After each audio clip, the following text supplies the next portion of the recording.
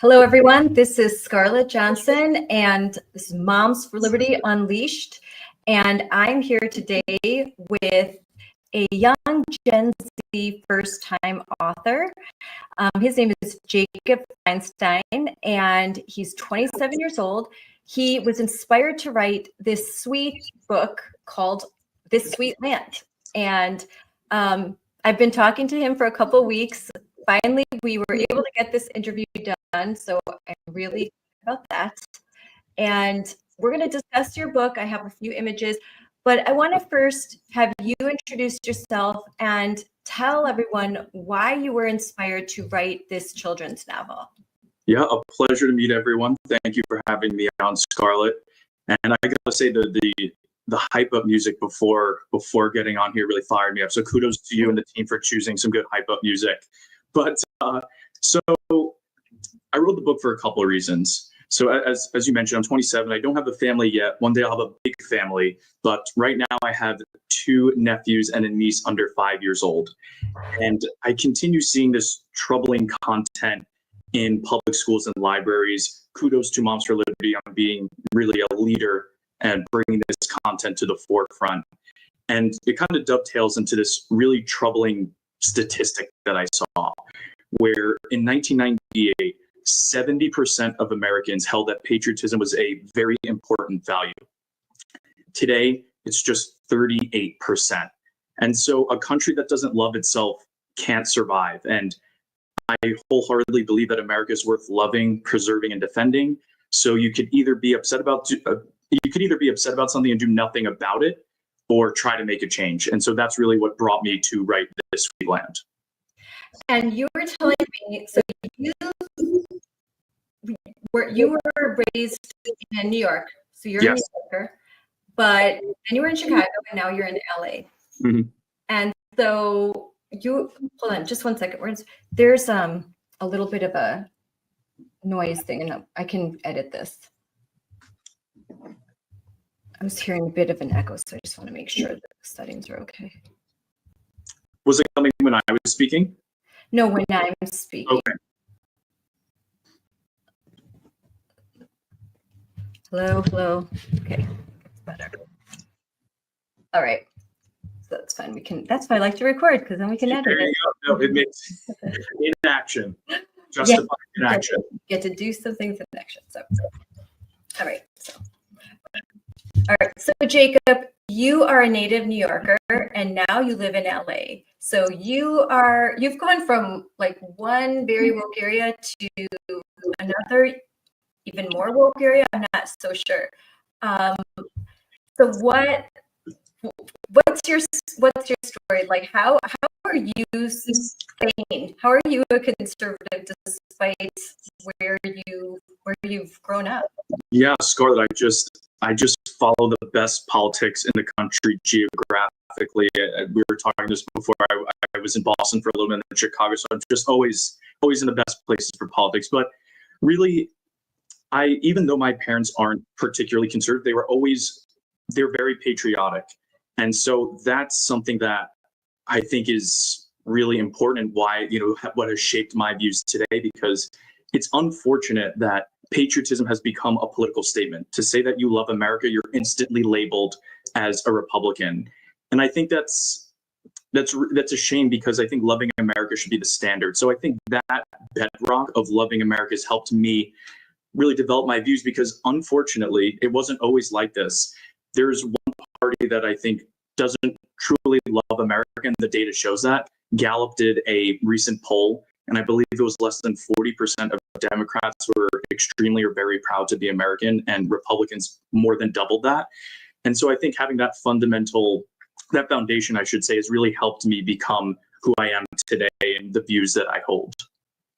Yeah, it's so troubling, because you're right. It wasn't like that. It wasn't always like this. I'm old enough to remember when Democrats were just as patriotic as Republicans. You didn't really question that. There were just maybe some different policy views, maybe different views on foreign policy, on economic policy. But I came of age during the time of Bill Clinton, where when Bill Clinton signed the bills that used to welfare state. It's just kind of crazy that now there's such a big divide. But so what is your book about? I'm going to put up an image. What is your book about? And what really inspired you for this? Because you're 27 years old. There's a lot that you could be doing, but to decide to write a patriotic children's book and feel so passionately about that, what's your driving force? Yeah, I mean, so yes, this is the cover. I can't take credit for any of the illustrations. Todd Stahl did a great job. My great grandfather was an artist. He was a painter, and that talent completely bypassed me.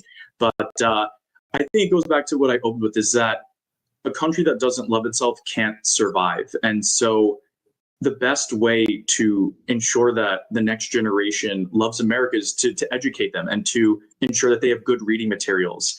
I've been speaking with Moms for Liberty chapter leaders across the country, and one thing that I consistently keep hearing is that even in the reddest of areas of America, it's hard to remove this from the bad content from schools and libraries.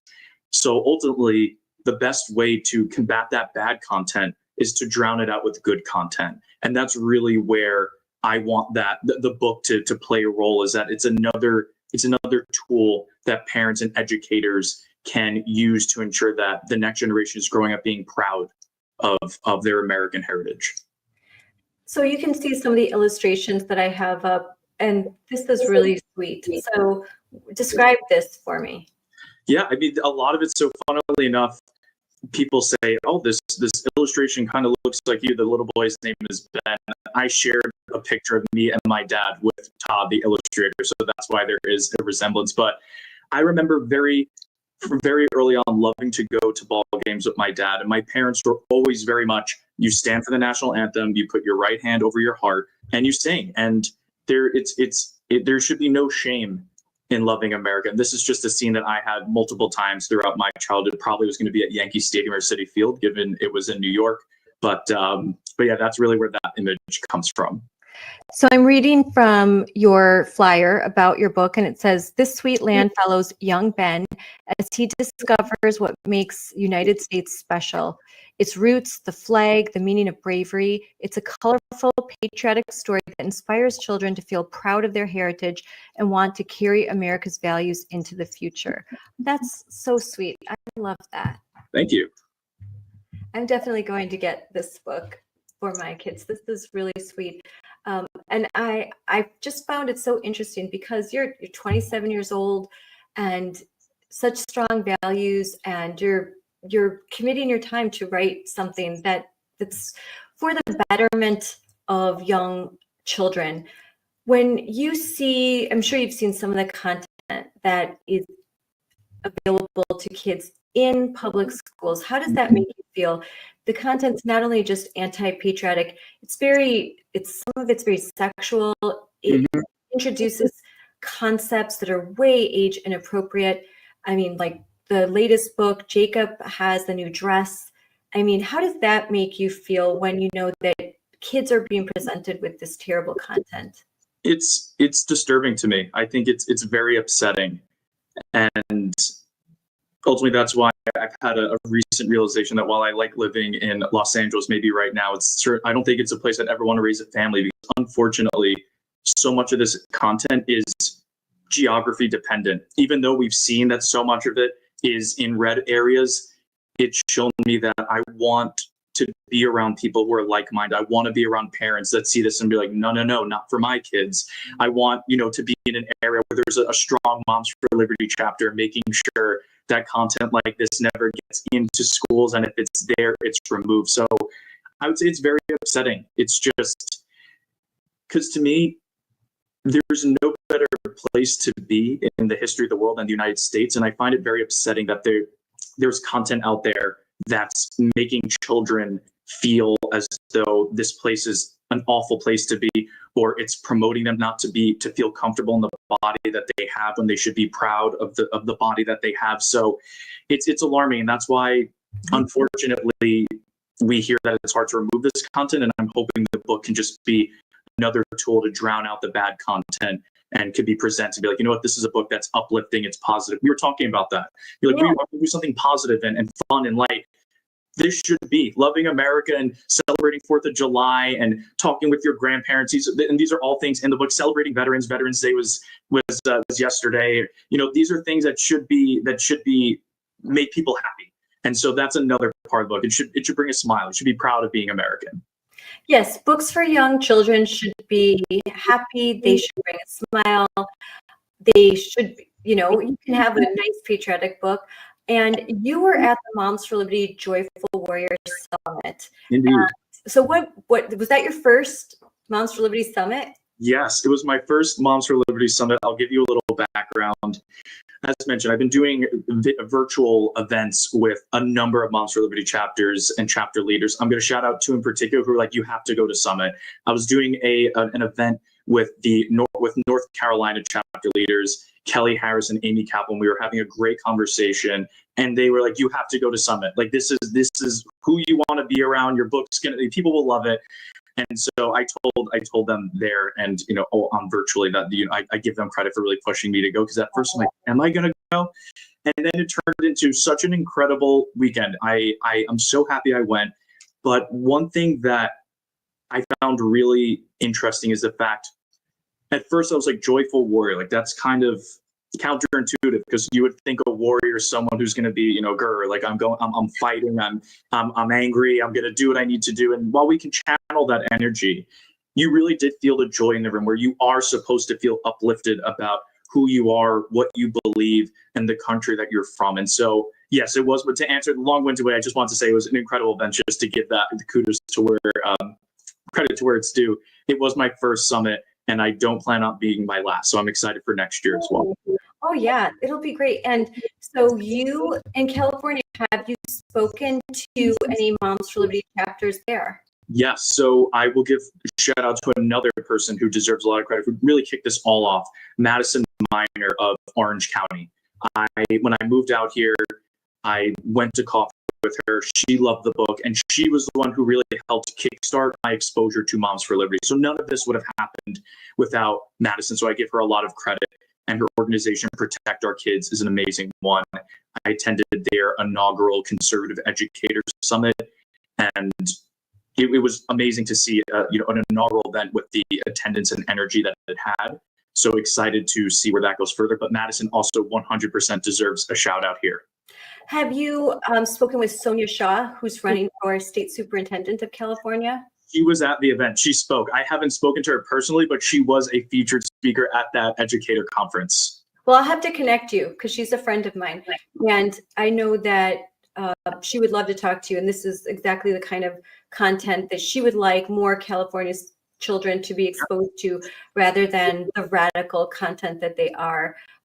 She's a current Chino Valley School Board member, and she's a tough cookie, but she's so sweet. And she is a joyful warrior. Emphasis on the warrior. Actually, I when she was at this event, you can tell she's not taking any crap. She's here to play, and she's going to fight for what she believes is right. Yes, and she is the first state candidate that Moms for Liberty has endorsed. So we're endorsing her as State Superintendent of California. We normally just endorse in school board races, but so she's our first statewide candidate, because we want to support her effort. And she's just so passionate, and she's up against a lot in California. So indeed, to say the least. Yeah, to say the least. So for those who are watching Moms for Liberty chapter chairs, Jakob will meet with your group virtually and possibly even come in person. So if there's other chapters in California, or if you want to reach him, what should folks do? What should moms that would like to talk to you and work with you do? Where can they contact you? Yeah, I would say you can contact me. I have two social media platforms. I have X, and the X handle is Jakob, and I spell my name with a K. So if it like my son. Yes, we were discussing that. So it sounds like Scott and my parents are both Bob Dylan fans. Yes, and so my parents were inspired by Jakob Bob Dylan's son, and that's where I have the K. So it'd be Jakob L. Feinstein on X, and then Jakob Feinstein on Instagram. If anyone is interested, please follow, shoot me a DM. Would love to continue engaging with Moms for Liberty chapters. All right, I am looking right now. I'm making sure that I'm getting this right because I'm going to put this out there because I want people to follow you, Jakob Feinstein. So just tell me. I'm going to put this up, and if it's spelled wrong, tell me. Is that right? That looks good. Yeah, just the F is capitalized and the J isn't. If you just for aesthetic purposes, Okay, yeah. if you wanted to change that, Because it should be all on, like, it doesn't really. Yeah, let's see. There. Let's do that. Yeah, and I would just capitalize the L in between, and then we should Okay. everything else All looks right. good. Yes, so capitalize that. I'll fix that. But and then where else can they follow you? On Instagram, and that's just Jakob Feinstein. There's no L there. Okay, so on those, and then they can DM you and talk about, doing a virtual event where you talk about your book. And then, so how is it going? Are you on Amazon? I am on Amazon. I could send you a QR code that you can flash on the screen. Yeah, send it to me. I'm gonna and put it on it's hyper designed. It looks really cool. So I'll send that to you right after this, and you can flash that on the screen as well. Yeah, send it to me, and then I will put that. I can also put that out. I'll put that in social media promotions as well. Awesome. That's Nothing great. like a good QR code so that folks can get. Agree. It makes life a lot easier. Palm cards, so much easier. Just have like a palm card or something, QR code, they can pull it up. But yeah, so here's the book. Are you going to be writing any more books? So yeah, I would like to. I have the shell of another one, but something I've learned, I'm a big reader. I love reading biographies, and I was a history major at school. And one thing that successful authors and people in general have done is focus on one thing at a time. Mm-hmm. So right now I really want to focus on This Sweet Land and making sure it can get the breadth that it deserves. And from there, we will work on other books. Well, the America 250 celebration is going to be huge. And I know we at Moms for Liberty, we are going to be doing a lot of work. So hopefully we can collaborate, because this is just the kind of material that we want to amplify and make sure that more American children have access to, especially as we celebrate the 250th birthday of our country. And President Trump is really, they're going all out, and we're part of a special committee. So the timing could not be more perfect for material like this. So I'm rooting for you, and I know that we at Moms for Liberty love what you're doing, and we want to support what you're doing, especially you're a young guy, and it's rare to see a 27-year-old that's this committed to country and to providing such wholesome, good materials for kids. Thank you, Scott. I genuinely appreciate that, and I would love to collaborate however I can. I was in DC 2 weekends ago for a wedding, and I was walking with someone along the monuments. So I said, I need to be here on July 4th of next year. It's going to be, I think it's going to be a once in a lifetime opportunity and event. So very excited to see what comes of that. Oh, it will. It's going to be amazing. They're already, have you seen all the construction around DC? They are working. They're like, all the museums are kind of getting refurbished, and the Supreme Court should be done pretty soon. So everywhere I go, I'm there a lot more. You see some kind of construction, and they're like, we're getting ready for the 250. So it's going to be epic. It really is. But thank you for coming on, Jakob. And I'm so happy to promote this book, This Sweet Land, and it's available on Amazon. We are going to provide the QR code in the comments. We're going to provide it when I'm airing and when I'm putting it on social media. And I hope that everyone gets a copy, even if you don't have young kids right now, like buy a copy and donate it to your school library, donate it to your local library. Buy 10 copies and donate it, because frankly, that's the best thing that we could do. I think providing alternative content is the joyful warrior way. You know, they often say, oh, you want to ban books, and we don't want to ban books. We just want things to be age appropriate. And a great way to counter this whole like lie that they spread about us is to provide alternative material that there's no one, Democrat, Republican, you can't look at this book and think, oh, I don't want my kids to see this image. You know, of course, they're not going, you know, you'd have to be like AOC level of crazy. I agree. No, there is nothing political or controversial about this book. It's purely about growing up to love America. That's it. That's really it. And the one other thing that I would love to note is that 5% of the profits go to a veteran advocacy nonprofit that I've been volunteering with since freshman year of college, called Points for Patriots. And so our mission is really just a quick, you know, aside, because I think it's an incredible organization. Our mission is to bridge the military-civilian divide, since so many civilians don't know veterans at all, and they sometimes have a really kind of warped conception of veterans, and veterans sometimes struggle with coming back into civilian life. And what I think is special, what we do is that we flip the script. The veterans become the mentors, and we connect them with high school students, and then they help each other, I should say, organize sporting events to raise money for the charity. And so not only are we bridging that military civilian divide where high school students are becoming friends with a veteran, but we're also providing that sense of social entrepreneurship and ownership and execution, which is, you know, crucial for anyone, but especially a high schooler getting, rising into the world, and a veteran who's just entering it again. So wanted to highlight that, because I'm really happy that, not only is the book hopefully can help inspire the next generation to love America, but also directly helping veterans transition back to civilian life. That's amazing.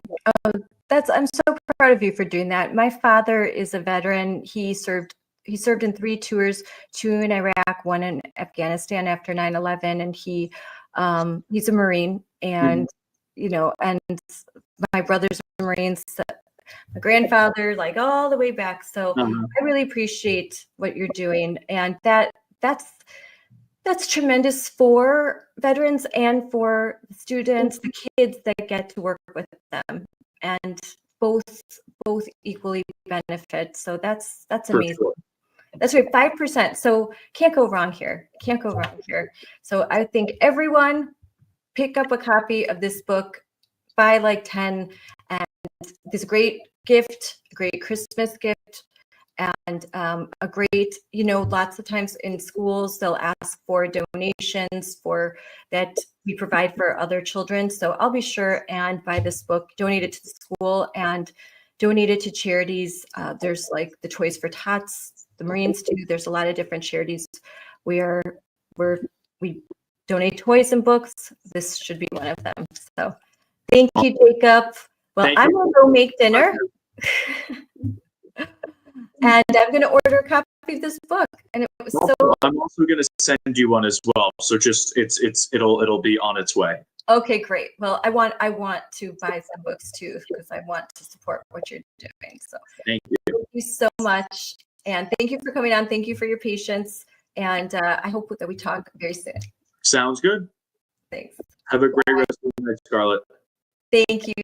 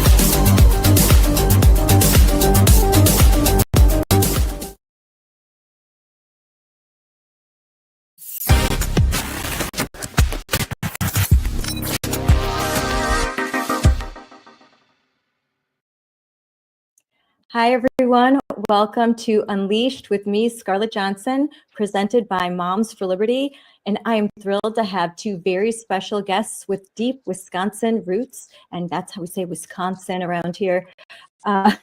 Both are Gen Z conservatives who give me a lot of hope for the future. Evita Duffy-Alfonso and her husband is now a congressional candidate, Michael Alfonso. Evita is a writer, a commentator, and hosts the daily podcast, The Bongino Report, Early Edition. And Michael is a producer, I just learned. He's a Vilas County native who has recently announced his run for Congress in Wisconsin's 7th district. I think it's amazing that two young people, Gen Z conservatives, are just doing so much already. It, like I said, it gives me hope, and that's why I wanted to have them on. I wanted to talk about their story, what's at stake in Wisconsin, and issues that matter most to parents and families and voters. So thanks, guys, for coming on. Yeah, thanks for having us. Evita, quick little bios, like you're the oldest of 9 children, and your mom is Rachel Campos Duffy, who I love. She's the co-host of Fox and Friends Weekend. You're in her studio right now. She is a strong female conservative voice in America. We all appreciate her at Moms for Liberty. We love her. And your dad's Sean Duffy. He's a former congressman and now is the U.S. Secretary of Transportation in the Trump administration. And he's a favorite in Wisconsin as well. Michael, you are a native of Vilas County. You currently are in Wausau, Wisconsin. You worked your way through UW-Madison doing construction work and road paving. Like you are the embodiment of the American dream, pulling yourself up, like just that individual spirit. You are the grandson of Cuban refugees, and now you are a candidate for Congress in Wisconsin's 7th district, which is amazing. So let's start from the beginning. How did you two meet? Well, we actually met in Wausau in middle school. So both of our families moved to Wausau around the same time, and that's when we met each other. Yeah, so we went to high school together, middle school together, but we didn't start dating until after high school graduation. And then we dated all through college and got married in the summer of 2022, right after we graduated. I graduated college, and President Trump was actually at our wedding, which was amazing. So it was a lot of fun. Oh, that's amazing. So where did you guys go to college? I know we said Madison for you, Michael. So I went to the University of Chicago, and so he would come on the weekends and visit and take me to dinner or whatever. So that's how we were able to keep dating, because it was how long of a drive was that, Michael? Like a couple hours? It was only about 2 hours, but you could get caught in traffic, so it'd get 3-4 hours. Yeah. But then, so I mean, your viewers know about this because everybody's a mom here. We got shut down during COVID, and so for half of our college careers, Michael and I were back home in Wausau with our families, and so that made it easier on our dating life, but also it was really hard education wise because we were defrauded out of our tuition dollars with remote learning. Oh yes, I had my son and daughter who were in college, doing learning at the house. And Yeah. My son started off medical school virtual. Like his first year of medical school was completely virtual, which I just couldn't even understand. And but his second year, when they all finally met each other, they were still required to wear masks. It wasn't until his junior year that he's looking around and he's like, "Oh, that's what you look like." Yeah. It's tough. It's really tough. It was hard on kids, on college kids. I know we talked a lot about what's happening to elementary school kids, middle school, high school, but even in college, I couldn't attend my son's graduation in person. We had to wait outside and watch it from a screen or watch it from our phone. It was horrible. And I had a friend who he is hard of hearing, and he relies heavily on reading lips. And so when he came back into the classroom and had to have a mask on, he could not understand what his classmates and the professor were saying. It was horrible. I almost got expelled because I refused to get the vaccine, and then the booster mandate. We had a vaccine mandate and a booster mandate. They almost expelled me. A friend of mine who went to Union College in New York was actually expelled for refusing to teach her. Wow. So We forget how bad it was. We forget how bad it was. My daughter ended up transferring to Florida to go to nursing school because she was going to be required to get the vaccine. And Florida was, so we moved we had to move her to Florida just so that she would avoid, because I want grandchildren. yeah. Yeah. I wasn't going to risk it. Although Michael has a funny story from UW Madison and the quarantine dorm. I don't know if you want to tell that, Michael. Oh, yeah. So, COVID was a crazy time, but there was kind of these restrictions that they put in place for kids that they thought were going to make them safer. So when you got COVID, especially if you were a freshman in the dorms, they would send you like sort of off campus to like one of the far away dorms. And they didn't have any, hall monitors or RAs because they didn't want anyone to get sick. So it ended up being an absolute party dorm. People were trying to get COVID to go to the dorms. And I remember coming home. There was no supervision. It was just like a free roll in there. I was coming home from the library at like 12 o'clock at night, and you could see the strobe lights and hear the music from the dorm as I was walking home. It was ridiculous. That's one I haven't heard. My son was in Madison, and I know they tried to do like the passport thing. Like he ended up having to get tested every 24 hours because the only way you could get into the classroom was through your phone, and they had to scan negative. And it was then they tried to do, didn't they try and do like a tattletale site, like Yes. if you see someone say something, and it turned out that people were taking pictures. Yeah, it was a nightmare. Some of us may or may not have had really good friends who would prop a side door open for us if the passport wasn't working so we could get into class. But yeah, it was a nightmare. So at my school, we had a commie snitch list too, where they basically said, in order to attend class, you have to sign a document where you promise to turn in your professors and your classmates if you see them violating any university COVID rules or city of Chicago COVID rules. It was deeply, I don't know, collectivist and disturbing. And it not only that, in the document that had you sign to attend class, they said you have to agree that COVID poses a serious public health threat. Well, I didn't think it did, and so I didn't want to sign the document, and so they wouldn't let me go to class. And it was a disaster. They made life really difficult for any student who didn't want to comply with an experimental vaccine mandate, the ridiculous mask mandates. It was almost an exercise in mental submission just as much as it was physical submission.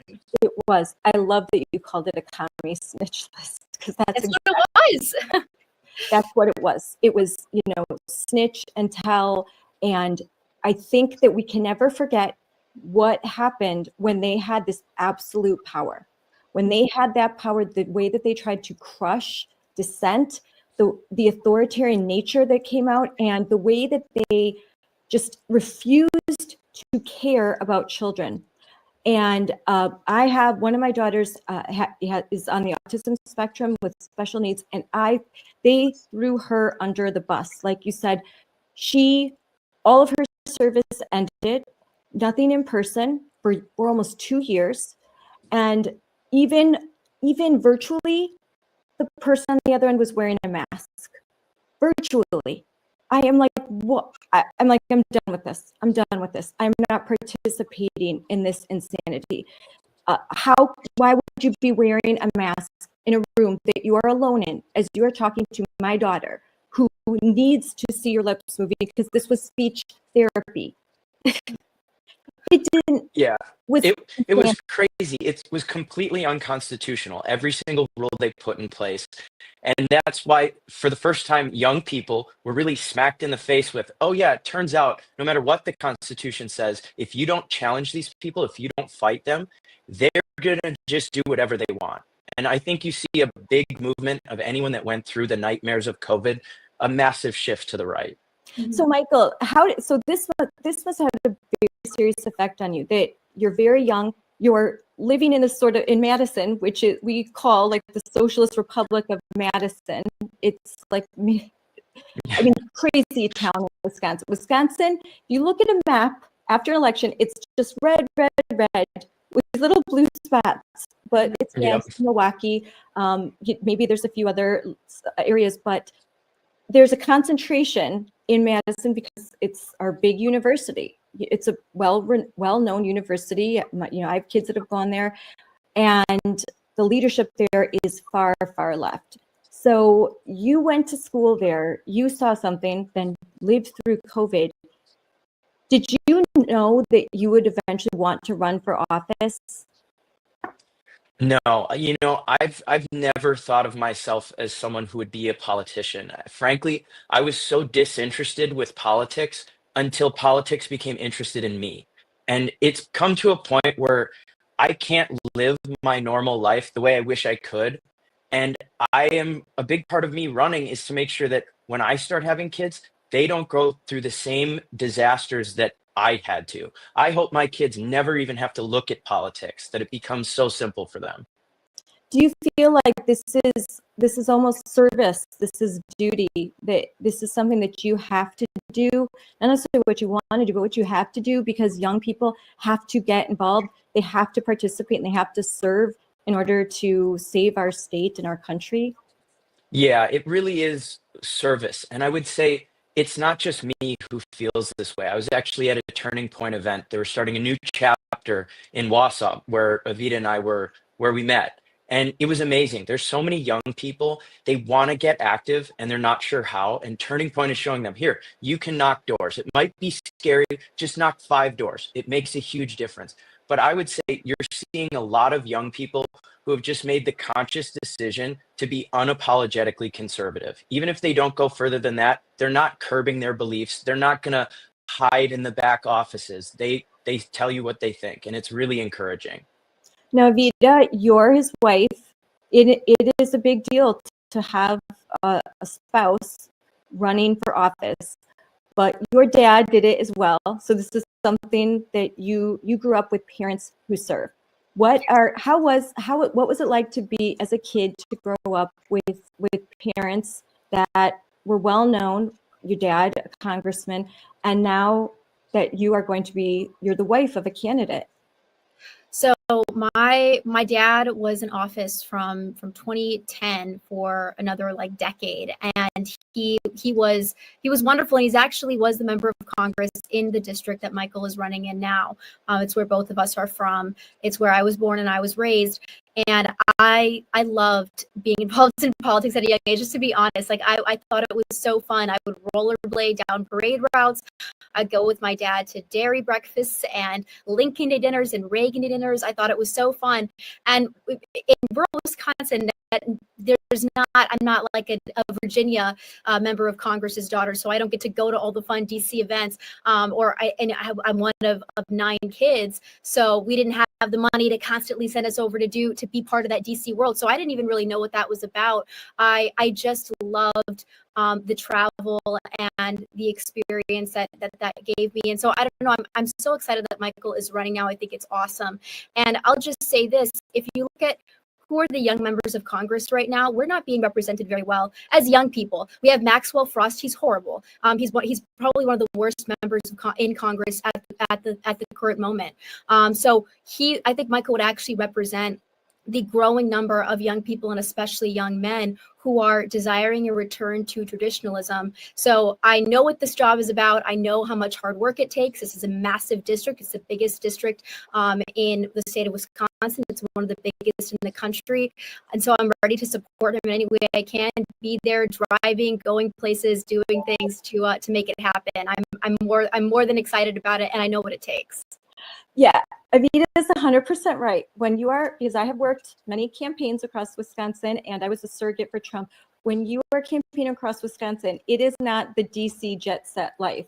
It is going, but it's wonderful. I fell in love with Wisconsin going through it, and the area that you'll represent is so beautiful, and it is for Moms for Liberty.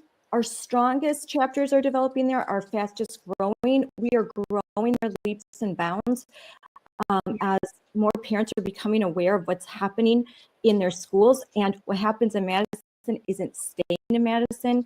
It's trickling into even more rural and suburban areas. But you go to state fairs, you go to farms, you're doing things in a community, you're surrounded by real people. Like, this is the fanciest event you're going to have is going to be with some bratwurst, which is amazing and I love it. And it's going to be all Wisconsin, and it's different. And growing up that way and loving it, that's amazing. And I'm the oldest of my family, and my dad was always into politics. He was a Marine, and so I just love politics too. Some of us are weird that way. Scarlett, can I just say to your audience, because so that they know, the first time that we actually met was I was working on an article for the Federalist about what was happening in Stevens Point and in their school district. There was a lot of corruption. They were doing things and injecting woke ideology, and the parents weren't aware of it. And you were so knowledgeable on the subject. So as I was reporting on it, you were an amazing source. I was like, this woman, she's like a dictionary. She's like Google. Like, I talked to her and she has all the facts and the numbers memorized, and great context that you gave me. So it was a good article. And I think what was so amazing about it was, you're right, Scarlett, like, so many people in this area. Stevens Point used to be part of our district. Now it's not, but it's still very close to our district. People are not jiving with the woke ideology, with the critical race theory, with the gender theory, going behind parents' backs and changing a child, brainwashing them into not believing that they are the sex that they were born with. And so this is a place where, because the families are traditional, because the people have those values, especially the parents, there is so much room for big change, to become leaders and examples in the country, and also to be represented by a member of Congress who stands with them fully. This is a district that does not need a squishy member of Congress, because it is a diehard red district, and they're ready to fight. Yes, it's a district that Tom Tiffany holds, and he's running for governor right now, and he's the leading candidate for governor. And so there needs to be a strong Republican in place, one that will vote like Tom did, to support women and girls and protect women and girls sports. This is legislation that we absolutely must get across and this has to happen in Congress. We need this to happen.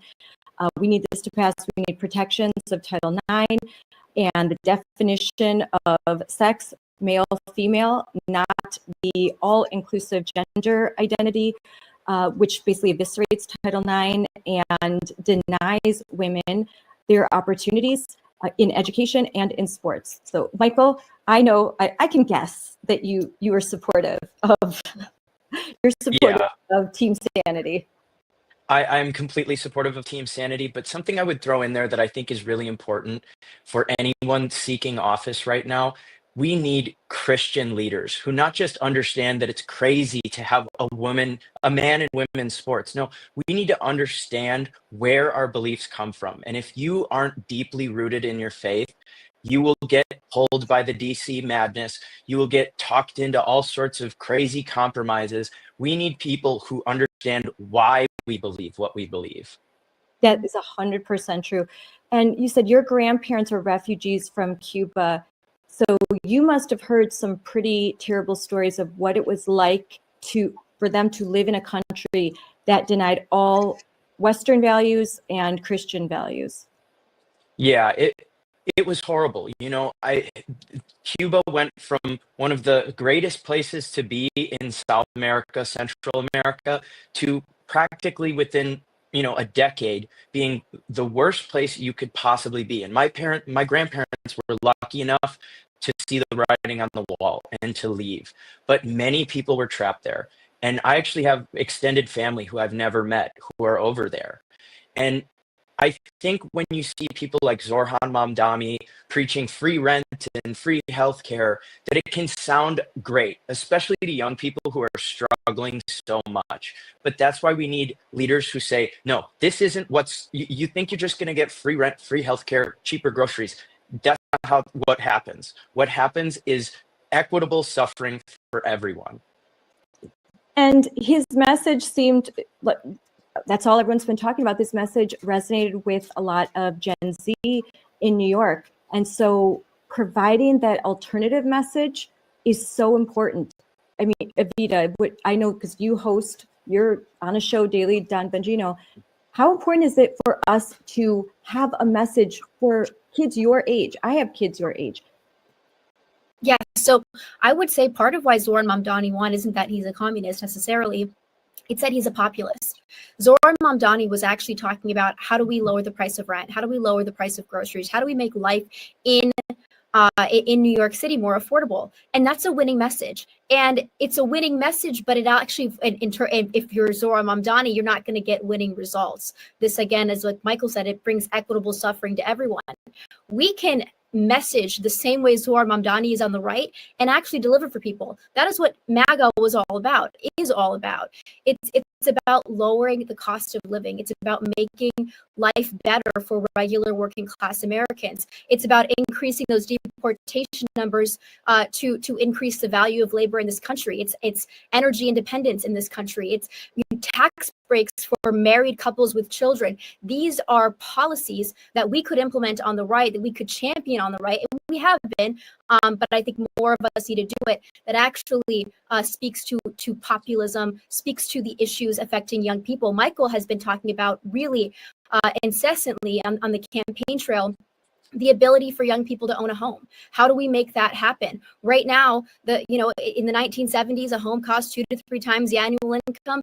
Now it's nearly 10 times the annual income. It's gotten out of control. And so we need to be talking about things that people actually care about, especially young people. Zoran's doing it. The only problem is he's not going to actually fix the issues. You're exactly right. There is the affordability crisis. That is real. And as conservatives, we have to understand that. I know Ben Shapiro would say facts don't care about your feelings, but sometimes feelings don't care about facts. And with the numbers that you mentioned, we need someone to talk to young people about what's happening in a way that they can understand. And the messenger has to be someone that they can relate to and feel like, okay, this person gets it. This person understands what I'm going through, and have those solutions. There are a lot of solutions out there that people don't know about because they're not in our echo chamber. And it's hard for us as in media. It's hard to get that message out because there is a concentrated effort to keep the normal American people knowing what's going on. Like what you said with Stephen's point. It should have been mainstream news. It should have been the cover of the Milwaukee Journal that Gigi Stahl is indoctrinating teachers, talking about furries in classrooms, like that. Litter boxes in the bathrooms. Litter boxes in the bathrooms. I know everyone. Oh, the thing that's never happening, where teachers are asking, "Are there going to be litter boxes?" I mean, in a professional development, that should have been front news, but it's not. It's not. Milwaukee Journal will just not talk about that. So we need people that will talk about it, and young people that are just legitimate. And so I appreciate that you are talking about these issues and working with groups like Turning Point, where that's the message that they are just trying to get to these young voters, these college age voters. You know, we have a different message, a message of hope, not one of fear, and not one where the government is going to solve all of your problems, because it can't. And in the attempt to do so, it's going to just destroy everything. Yeah, I couldn't agree more. And, that is really the key. It's small government. And the socialists like AOC or Zorhan, they get the easy, cheap, quick fix where they just add price controls. That's not what it is. It's actually a really long process. Part of the issue with Wisconsin particularly is the permitting process. You have to go through a local permit, you have to go through a state permit, you have to go through a federal permit, all different paperwork, all submitted to different agencies. It's really the government that is causing the lag in business. It's not government that's going to help it somehow. Yep. Yeah. And the government getting involved in lending is not a great idea. It's unleashing private enterprise. It's free market solutions. That's where we're finding answers. Just look at what the government gets involved in lending in the biggest portion: student loans. What has happened to tuition prices over the last 30 years. They've tripled, quadrupled. I don't even know, but it's ridiculous. Everything the government touches gets more expensive. And when they stay out of it, look at your cell phone plan, it goes down. Yeah, in the 80s, tuition was $2,300 in today's money, and now it's actually averages around $10,000 a semester. So tuition is out of control, and it's saddling our young people in debt. And by the way, a lot of their degrees are useless, so they're not able to find jobs. 60% of young people who graduated last year are still looking for their first job. This is a problem, and one that can be, again, truly addressed by the right, and the Democrats are talking about it and putting out some really terrible solutions.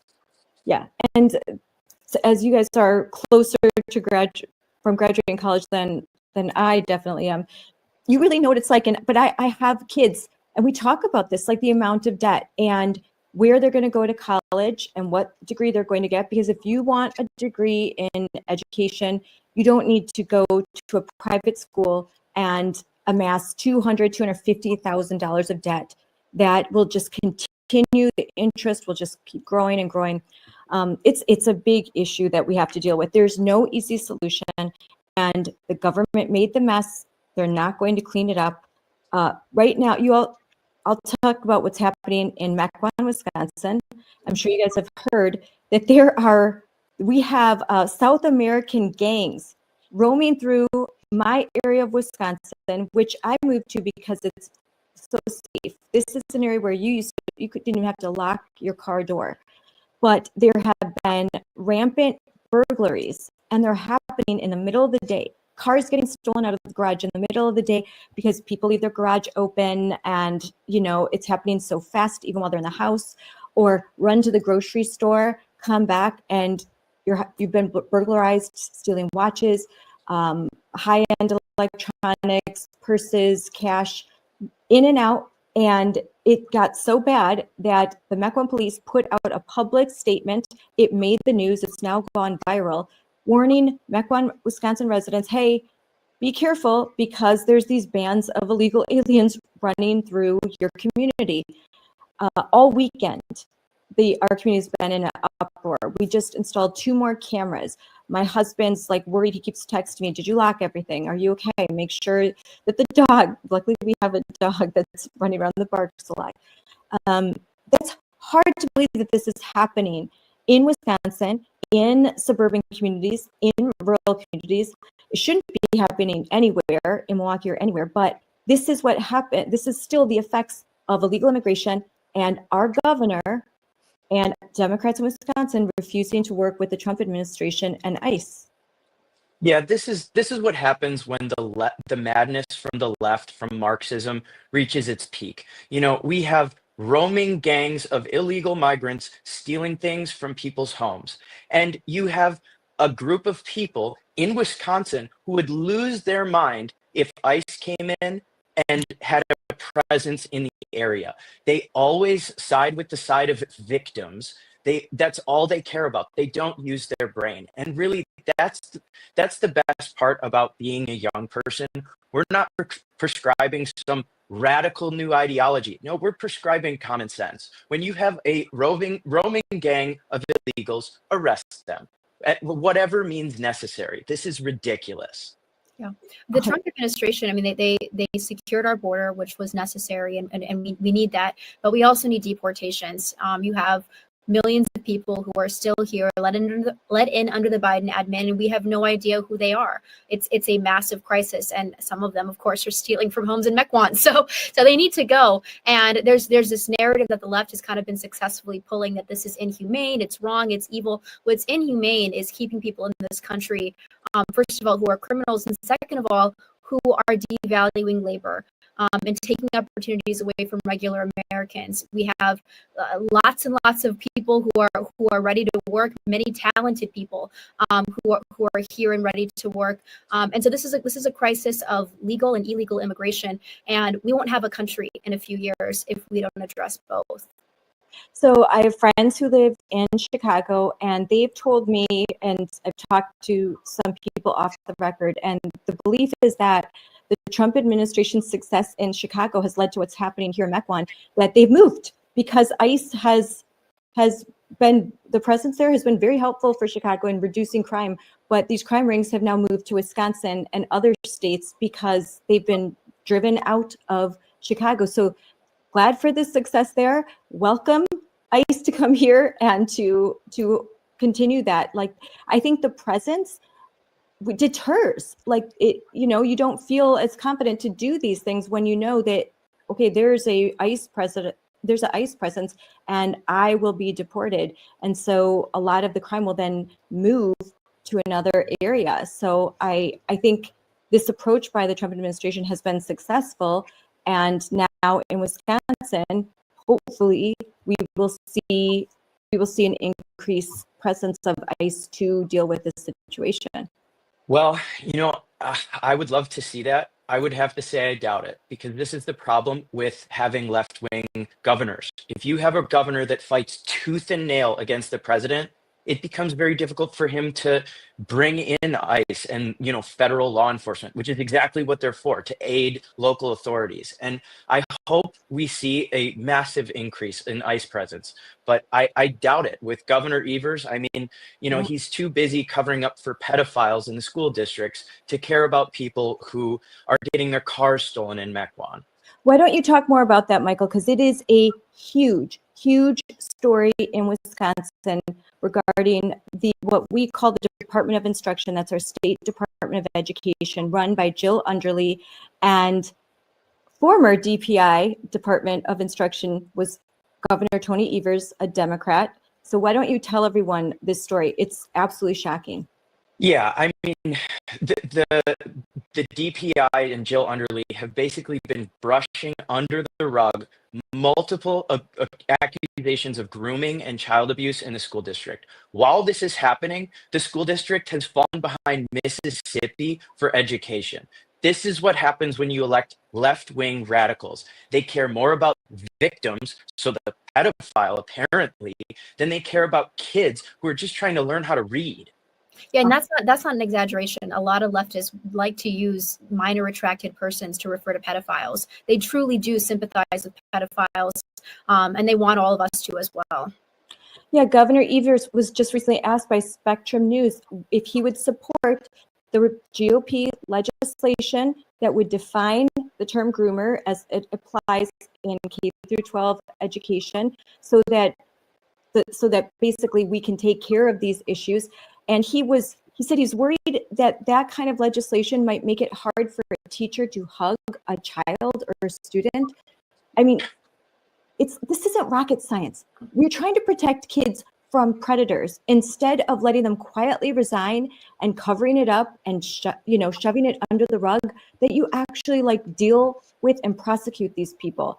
I just think, why? Again, it's common sense. You would think for anyone with two brain cells to rub together, they would know what the solution is. But apparently with the people we have in office, they can't figure it out. But I will say that some of the Republicans that put that legislation forward, his name's Jesse James. He's actually in my district. He's a rock star. He actually cares about kids. And this is the battle. It's no longer right versus left. It's not a political fight. It is a spiritual battle. Are you on the side of grooming children or are you not?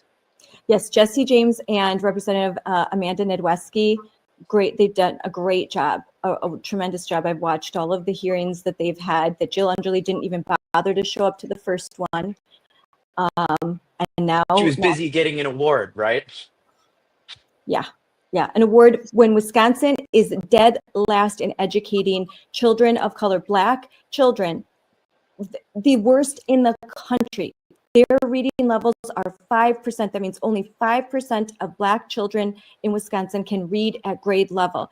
And she's getting an award. It should be an award for the worst. And DPI recently they changed their report card for school districts, if I'm right about that. And they've altered the way that they are ranking all of the schools in the state of Wisconsin. So ones that should be getting Fs are now, getting passing scores. And I think there's a DEI angle to this as well. So they're ranking schools who have Black and brown students who do somewhat better as higher than schools who are actually having their test scores successful irrespective of race. So it's not accurate scoring, and it is a disservice to students.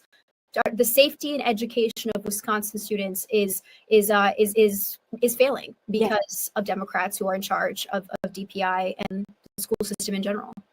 Yep, you're 100% right. They have this whole complicated formula that has a DEI component. 25% of the scoring is dependent. They fudge the numbers. They have a different formula if you have a certain quota of kids of different ethnic identities. So, and you're doing no service to children in Milwaukee, children that are Black and brown. And being Black or brown, and I am brown, so it doesn't make you inherently disadvantaged. Your skin color has it's completely ridiculous to go along with this critical race theory that if I have brown skin, then I'm a victim, and if I have white skin, then I am automatically a perpetrator. And both of you are Hispanic background, so I know you feel me on this. Yeah, and the quote that comes to mind of this situation is from Clarence Thomas. It's one of my favorites. Nothing is worse than the subtle racism of low expectations. When you expect less of someone, they will achieve less. You need to expect the same of every kid, regardless of race, gender, ethnicity, you name it. That's what matters. Kids they want goals to achieve. And if you set, you're Hispanic, so you don't need to read as good as the white kids. It's horrible. They're ruining children. And do you think, because that's another angle, you're young, conservative, Michael, you also are of Hispanic descent. So the woke are like hair on fire, like you're supposed to be one of us. But you have this, the view, you look at the world, not through the lens of race, not through the lens of privilege, but through the lens that you should be, like a Western views of America. And that makes you really different and unique. And it's a voice that I think is really necessary to combat this cultural Marxism. Yeah, and that really is the battle we're fighting right now. It's cultural Marxism, and they're even bringing it to practical Marxism in some areas. One of the people running in the governor's race, her name is Francesca Hong, and if you look at the district she represents, she's an assemblyman. It is exactly the Madison district, like exactly where the university is, that's her. And this is where it's coming from. It can come from young people, but there's also a massive movement on the right. It's the Charlie Kirk movement to say, no, what we need Christian conservatism, and that will fix these problems. And it's not the easy solution, it's the hard one, but it's the only one that works.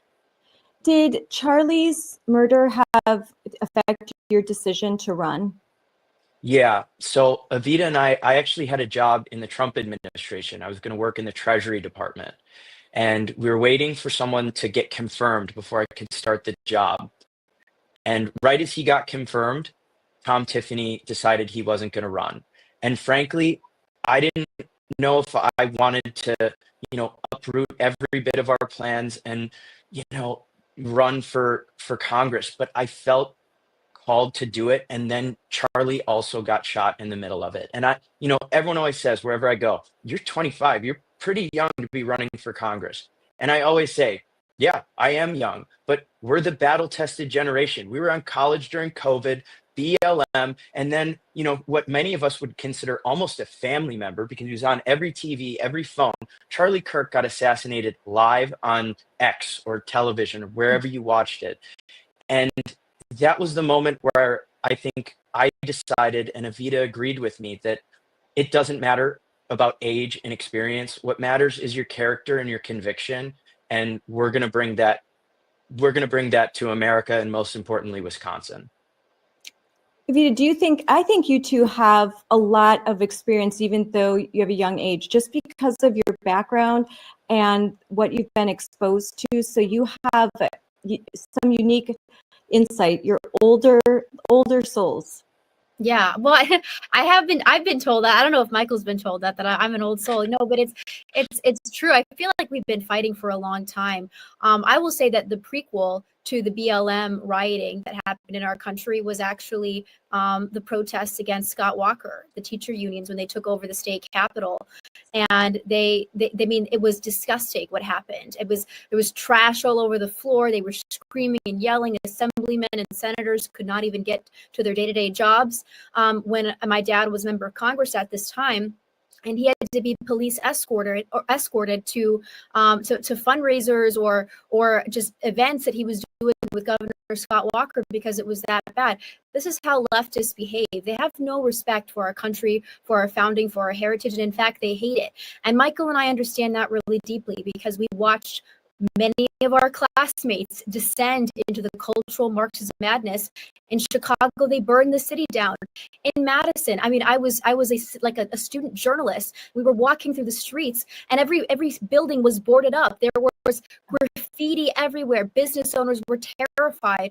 The students acted like lunatics, and there were no consequences. There were no consequences for the health experts who lied to us during COVID. Michael's right when he says that we're a battle-tested generation. We have seen a lot, and the jig is up. And I think that we're ready to fight. And I think Charlie Kirk was a tipping point for us and for a lot of other young people to say, we're not going to just sit back and let our generation descend into madness, into the lies of Zohar Mamdani. We're actually going to represent something different. I agree. I think that we have to pass the baton. We have to allow young people to start to, with their fresh set of eyes, look at the problems and come up with different perspectives. You guys are the future, and we should be encouraging and celebrating the fact that you're willing to make this huge sacrifice and run for office, because it is a real sacrifice. It can be a lot of fun, but it's a lot of work, and that we're always trying to get Gen Z and younger people involved. And so when they are getting involved, I think we should be extremely supportive and open to their message, because it's the message of the future. We appreciate that. I love all the support that we can get. Yes. So in closing, and I know Michael will and Evita, I'll see you a lot in Wisconsin, which is awesome, because we are going to be getting very involved in the 2026 elections. Moms for Liberty, Wisconsin. We have a legislative day, February 3rd and 4th, and you all are invited for sure. I'll give you more information. We're inviting all the candidates. We invite the Democrats too. Sometimes they show up, and I would love for them to watch one of my presentations about what's happening in schools, because it would blow their mind. I think blow their mind. But they come in and then they usually leave after 2 minutes, like, this isn't happening. It's like, yeah, well, I brought the receipts. These images are direct from what's happening in classrooms. But we would love for you guys to join us. And so there's an open invitation. But I'm thrilled that you are running. And in closing, I would like to know, as Wisconsin is watching closely, and now this is going out nationwide, what is your message that you want to give to the families in your district, the parents in your district, and across Wisconsin, across the country? I would say, specifically for the people in Wisconsin, stay strong. We have a weak governor right now. It can seem like the world is falling apart. It's not. And I would say, remember that although we got our guy in 2024, we have a very, very important set of elections coming up in 2026. In April, we have the judge coming in. Her name is Maria Lazar, and we need to get her in because we can't do anything when we have judges legislating from the bench. And then we need to get Tom Tiffany in. I would even jokingly say, don't vote for me as long as you vote for Tom. That's what's most important for Wisconsin. And really just stay strong. It's going to get better. And I think you vote all down ballot. Definitely vote for you too. But that April election, that's also school board elections. Those are the nonpartisan elections in Wisconsin. They're separate, but you're right. The election Nonpartisan. Nonpartisan. I know it's annoying. it's not nonpartisan, but yeah, Maria Lazar is running in that very important state Supreme Court race. And then your election is coming up. No, this would be November, and we'll see how primaries and all of that go out. But so Evita, how important is the 2026 election? Well, it's essential. Right now, President Trump has a lot of executive orders. We need to get members of Congress in to continue to actually implement these executive orders into law. Otherwise, whoever comes in next could tear down everything good that President Trump has done, and that includes protecting women's sports. So this is across the board, tons of issues. We need to maintain our majority in Congress, at least in the House.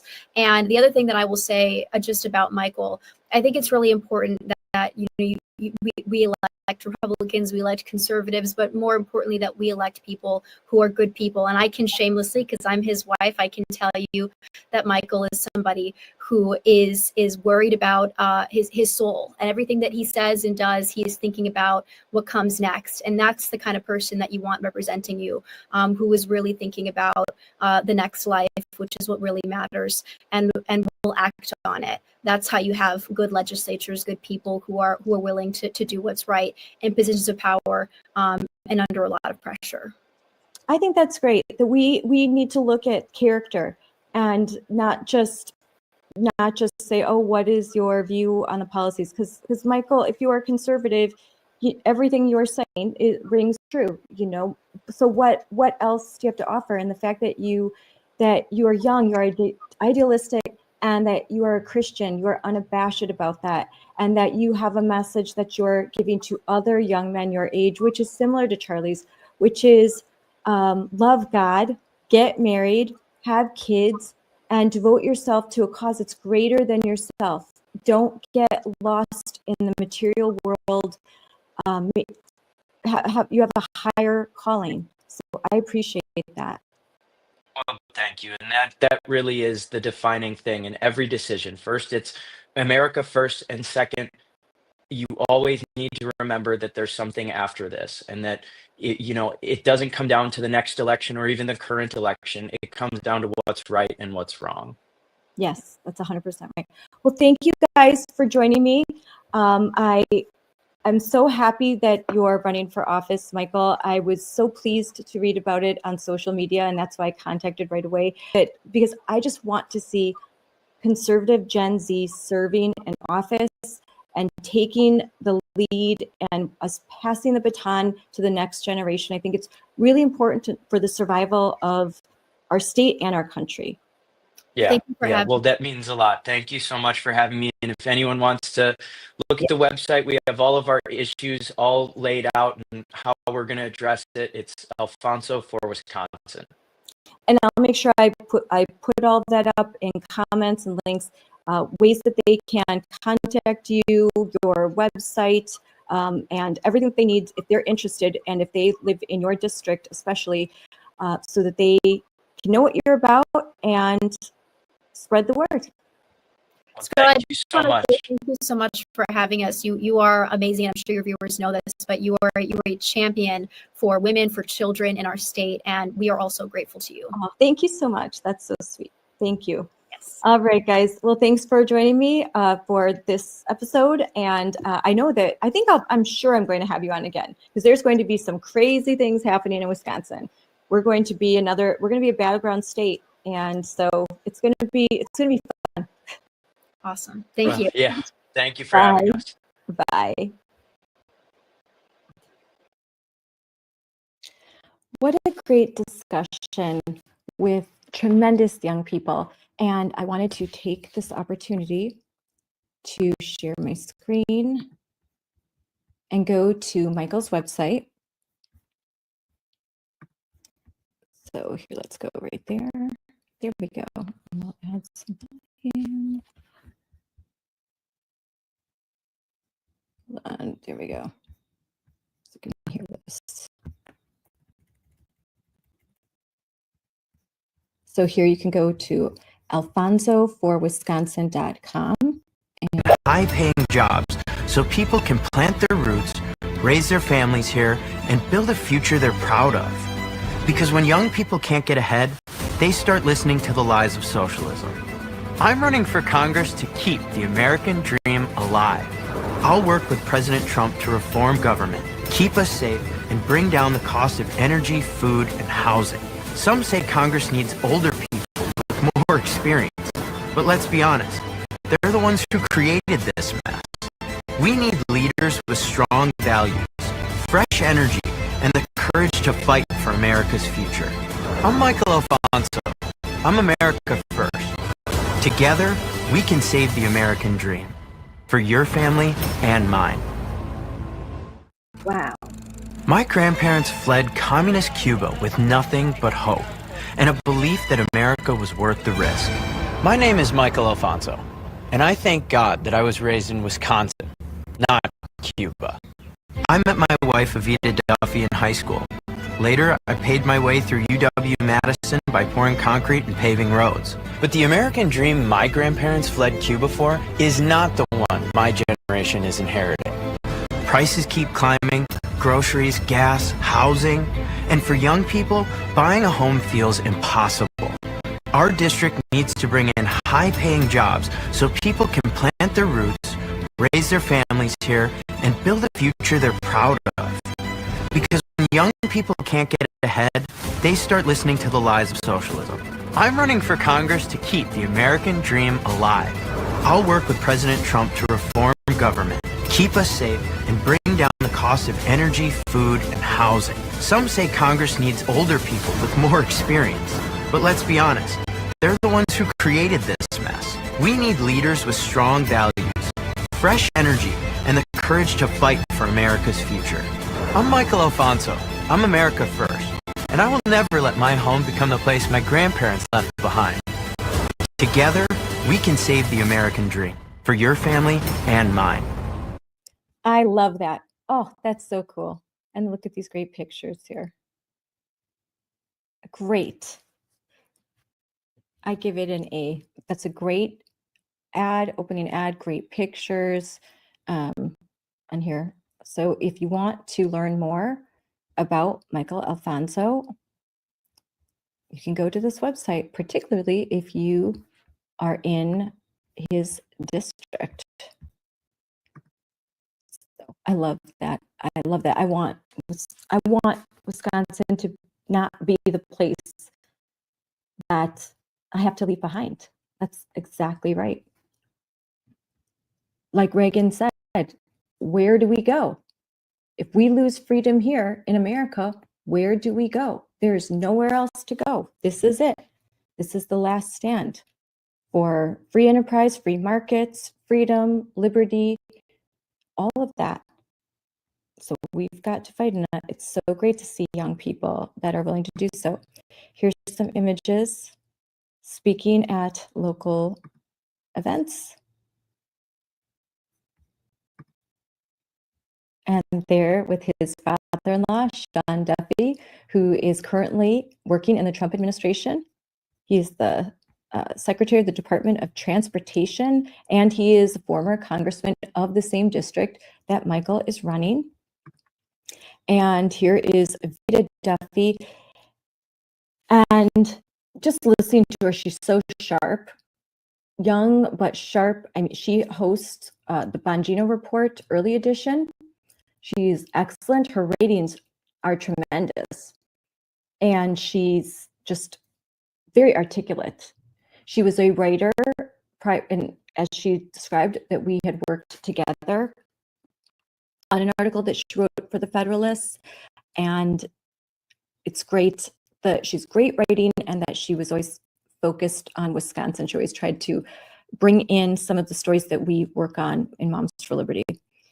And there they are at the convention, the RNC convention, July 2024 in Wisconsin. I was there all the way over here because I was a Wisconsin delegate.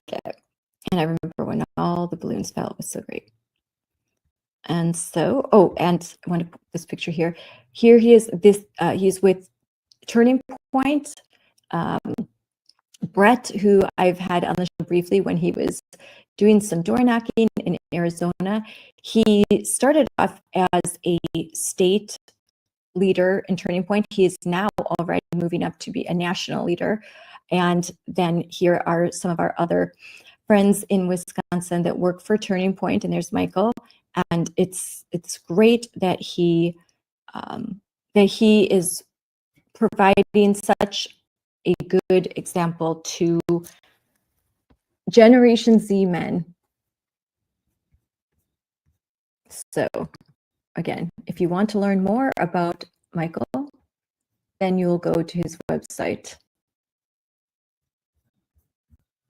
And Evita, let's see, I'm going to get some of I always want anyone who's listening to the guests that we bring on, make sure that you follow them, you subscribe, like, because they're all tremendous.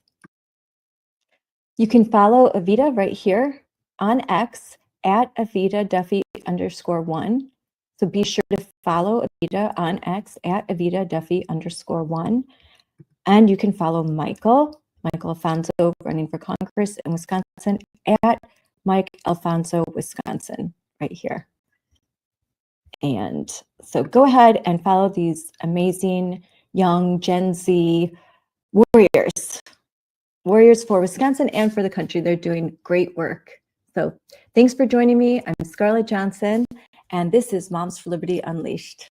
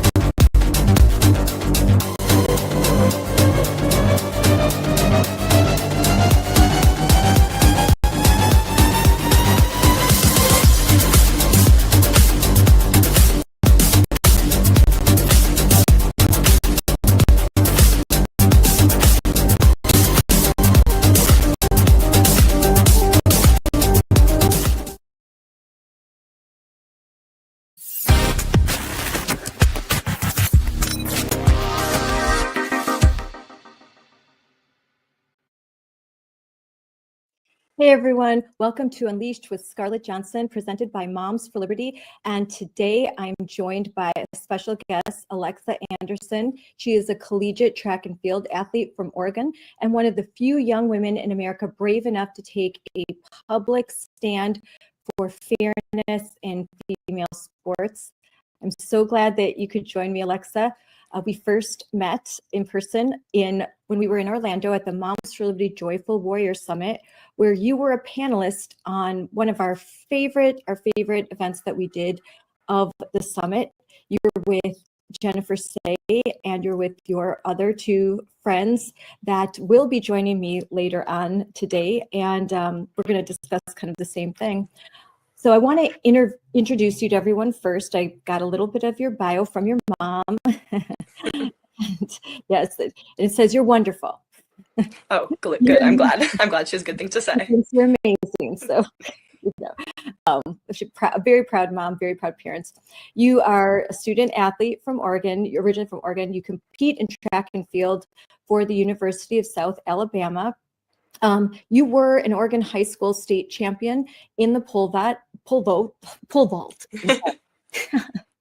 Trouble speaking much, yeah. And finished off your senior year 8th in the nation. That's really impressive. Since then, you've become an advocate for the protection of women's sports after taking a stand against Oregon's allowance of biological males in the women's sports division. So that's like just a little nutshell, but there's so much more to learn about you. And I want to talk about the fact that you were just recently given an award. That is very prestigious. But let's start off with just to talk about yourself, like when did you start playing sports and what has female sports meant to you? I have been an athlete from as long as I can remember. My parents put me into gymnastics when I was young. I was just that crazy, energetic kid that needs somewhere to go. So I was a gymnast for about 9 years until my freshman year of high school. And then from there, I moved on to play volleyball and track and field for my entire high school career. So in track and field, I do the events of pole vault and high jump mainly. And then I did volleyball my entire high school career. Now I do track and field in college. But women's sports has been so crucial to me growing into who I am. It's really been a safe space for me to not only grow as an athlete, but grow as a person and learn about my independence, motivation, time management, all these different skills that it has given me that have helped me get to where I am today to be a collegiate athlete. So now you talked that you were in gymnastics young, and I'm the mom of 4 girls, and they have all been in different athletic, things. One of my oldest daughters, she was really a really good ballerina. She was very into ballet when she was little, since she was 2 years old, and all the way up until high school. I have another daughter that plays basketball. She's in high school, and she's been playing basketball since she was in kindergarten. I have daughters that have played, all sports. I have one that's now, she's really into cheer, track and field. My son, soccer, tennis. So it's a huge commitment, right? Since you're little, like when you were involved in gymnastics, what did that entail for you? When I was involved in gymnastics, I was a competitive gymnast, which means I was part of a competitive team that would travel and stuff. So from the age of about 7 years old, I believe, I was practicing 25 to 30 hours a week. We'd have practice 5 days a week, about 4.5, 5 hours a day, from the age of 6 all the way up until about, I think I was 14 or 15 when I quit that sport. Yeah, and you didn't take time off in the summers, right? You were competing, then driving, going to events, driving probably around your community, then your state, and then probably the whole country, because that's how it is now. With even by the time kids are in middle school, they are in clubs, they are competing, they have to have lots of practices, lots of personal training, all of that, right? Yes, ma'am. It's a huge commitment, not only for me, but for my family and everything as well, to be involved in so many sports that are so high intensity from such a young age. What made you stop doing gymnastics and to start to do sports in high school? I quit gymnastics because I kind of outgrew it. I'm 5'11", a little tall for gymnasts. If you look at our Olympic team, I think the tallest one was about 5'3". So I quit just because it wasn't right for my body type. But I went into high school athletics. I joined volleyball, obviously, because I'm tall. And then in track and field, I mean, pole vault's about the closest you can get to gymnastics. You're going upside down, you're swinging over bars on this bendy stick. So I saw that, I'm like, hey, I want to go do that. That looks awesome. And then when you're involved in high school athletics, then you're part of the whole school, the school spirit. Where I know when my daughter was in ballet, and they didn't have any sort of ballet in middle school, so she often had to do things separate from everyone else. She couldn't go to events like everyone else, and when she got to high school, she made the decision to do dance and track and field at high school, just like you did, because she wanted to have a normal high school life. Was that part of your decision making too? Yes, I mean, I think that the team aspect of sports and being involved in that community, especially amongst a high school, is so amazing and so important. I made so many friends that I am still friends with to this day. They're all back in Oregon. I'm out here in Alabama, and we still all talk because we were brought together by this sport that had us training together for hours, weeks, months, and just going through all these life milestones together. So it's a really amazing thing to be involved in. And it's great for girls to be involved in sports because, like you said, the camaraderie, the discipline, and you're so busy. From a parent perspective, you guys are so busy you can't get into trouble. You're Yeah. so busy You can't party. You just have to study and do your sport, do the training. Usually you're involved in some extracurricular clubs so that you can stay conditioned for your sport when the season comes. So yeah, parents of girls love their girls to be involved in sports because they tend to be really nice girls. All of my daughter's friends, they're all such really sweet girls, and they don't get into a lot of trouble. They just don't have the time for it.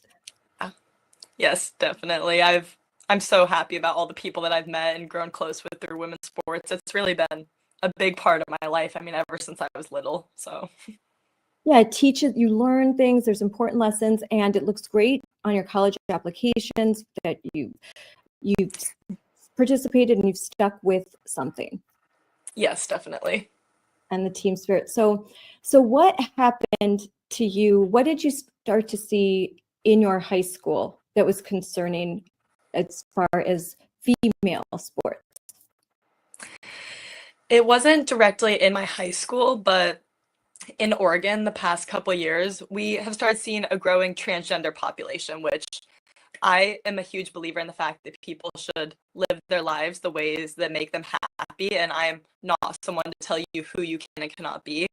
I am not transphobic. I'm not homophobic, anything like that. But as we are seeing this transgender population in these states grow, in states like Oregon, we don't have any protections for who is allowed into women's sports. The only statement in the Oregon Schools Activities Association handbook is that athletes can compete in their consistently asserted gender identity. So as soon as they alert the school that they've transitioned genders, they're just coming into the female category with fully biological male, like hormone levels, all that kind of stuff. So we started seeing that in Oregon, which was very concerning to me, not only from a safety standpoint, but from a fairness standpoint.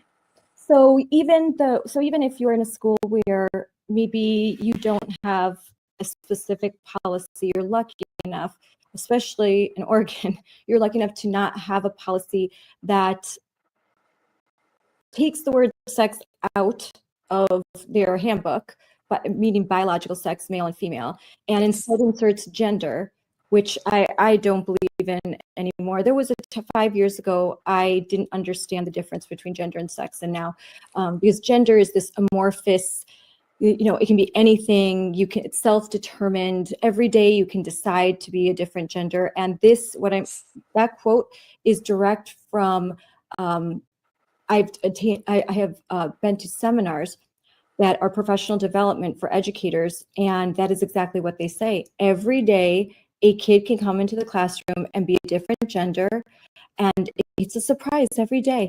And this educator said, and I'm learning every day. Every day there's something new. There's a new gender. So when they try to tell you that they don't believe that they just believe in gender doesn't mean that you can't identify as a rock, they're actually not being truthful, because there are even guides to using rock pronouns and a lot of nonsense. It's a lot of nonsense. But that policy means that anyone can just any day walk in and say, I identify as a female, even though they are a male, they presented as a male for all of their, all of the time that they've been in the school. I'm a male, I'm a female now, and I want to try out for the female team. I want to use female bathrooms, female locker rooms, and schools can shrug their shoulders and say, well, what can we do? That's what they identify as, so we just have to go along with it. And that is something that you heard about, but you didn't see in your own school. So when did you first have to compete against a biological male? I first competed against a biological male this past spring in the 2025 track and field state championships. There was an athlete from another school who I was aware was transgender, and I had found out had made it to this meet, and that was the first time that I had competed with them. Wait, and did you know ahead of time that this person was going to be, I'm going to bring up the news story. Did you know ahead of time that this person was going to be competing with you? Yes, ma'am. They had been competing in the women's division all year. I just hadn't personally competed against them. And so here, I'm pulling this up. There we go. So this was about 5 months ago, correct?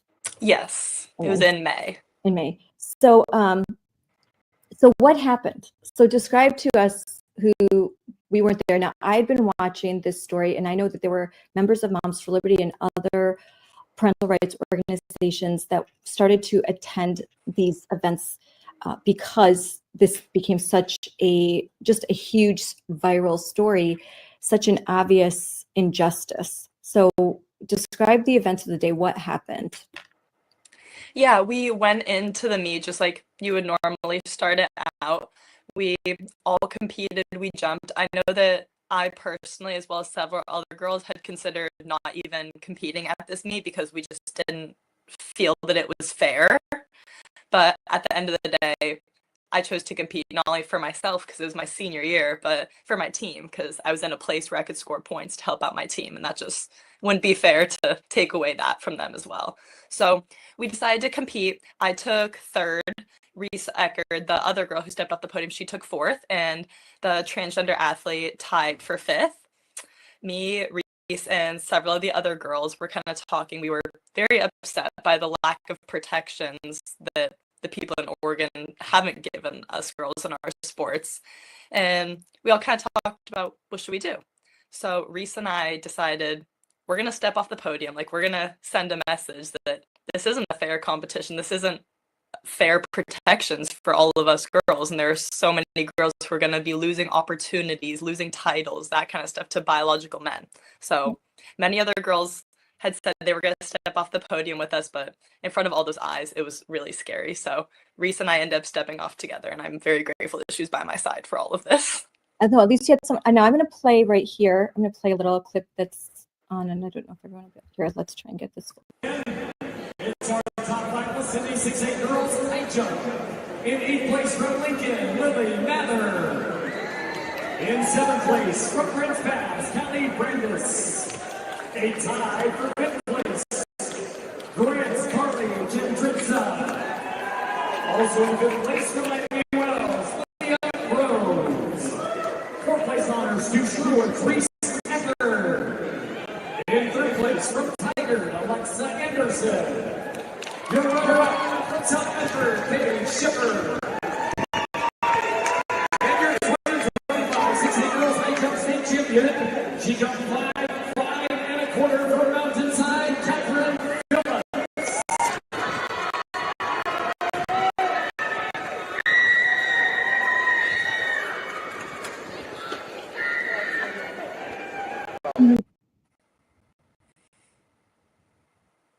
So you can see from that clip, I know because you could be distracted by the setting up in the front, but you could see when they were calling you up to the podium, the two of you step down and then you turn your back to the podium and very, very respectfully just put your hands, behind your back, and you're just very respectfully doing something that is a peaceful protest and completely, I think amazing and brave.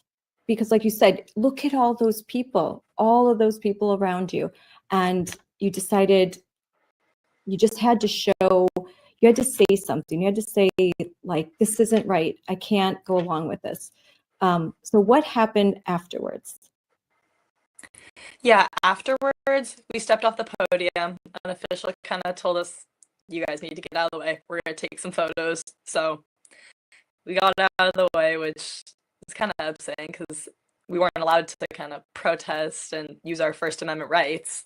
But after that, we left that meet. I honestly didn't think anything was going to come of that. I was like, oh, 2 high school girls stepped off the podium. No one really knows why. No one probably really cares. And all of a sudden, I get all these messages like, Riley Gaines is reposting what we did. And all these other people are just reaching out with support, saying like, hey, we saw what you did. Congratulations. Thank you for standing up. And it has just turned into this really amazing thing. And I'm so happy to be a part of this movement, the movement to protect girls' sports, along with so many other inspiring girls. Yeah, it became a very big deal because of social media. social. Yes. There was a recording of what happened. A powerful moment in Oregon when two female high school track stars refused to share the podium with a biological male athlete at the state's track and field championship back in May. So we're going to get back to this, but just to see, that's a better, clear picture of what you guys were doing there. And I've got right here. So here's a kind of close up. And there you're getting your award, which we'll talk about later too. But so this image just goes completely viral. Millions and millions of millions watch this and repost it, and they cheer you on. And there's haters too. Yes, there are. So there was some of that. So what happened when you got home and suddenly you realized this is going completely viral? Riley Gaines is reposting this. You know, were you asked by news outlets to come speak, to get on the news? Yes, pretty much as soon as it happened, the next day we were getting emails, text, Instagram DMs from people supporting people who were like, hey, we want to talk to you, we want to interview you guys. Just a lot happened really, really fast. I was just in complete shock. And then so you had to turn to your parents, right? And your parents had to decide, what are we going to do with this? So how did that conversation go? My parents have been amazing. They have always supported me in everything, and I talked to them before the meeting. I said, hey, this is what is going on. This is what we're thinking about doing. And they're like, we love you. We have your back, like whatever you want. So after the meet, when we started getting all of this attention, and it was kind of like, oh, what do we do now? I was talking to my mom about it. She's like, Alexa, you're 18 years old. It's your choice. This is your fight. You can choose to continue it and continue standing up, or you can kind of take a step back. And I kind of took that personally. I was like, I don't want to take a step back now. I've already stood up. I've already put myself out there in a uncomfortable situation, because this is such a sensitive topic for so many people, and I'm not going to back down now. I'm going to continue voicing my opinion until we can get change and get these protections. So at this time, had you already accepted have you decided where you were going to college? Did you think that this decision was going to affect your ability to go to the college of your choice?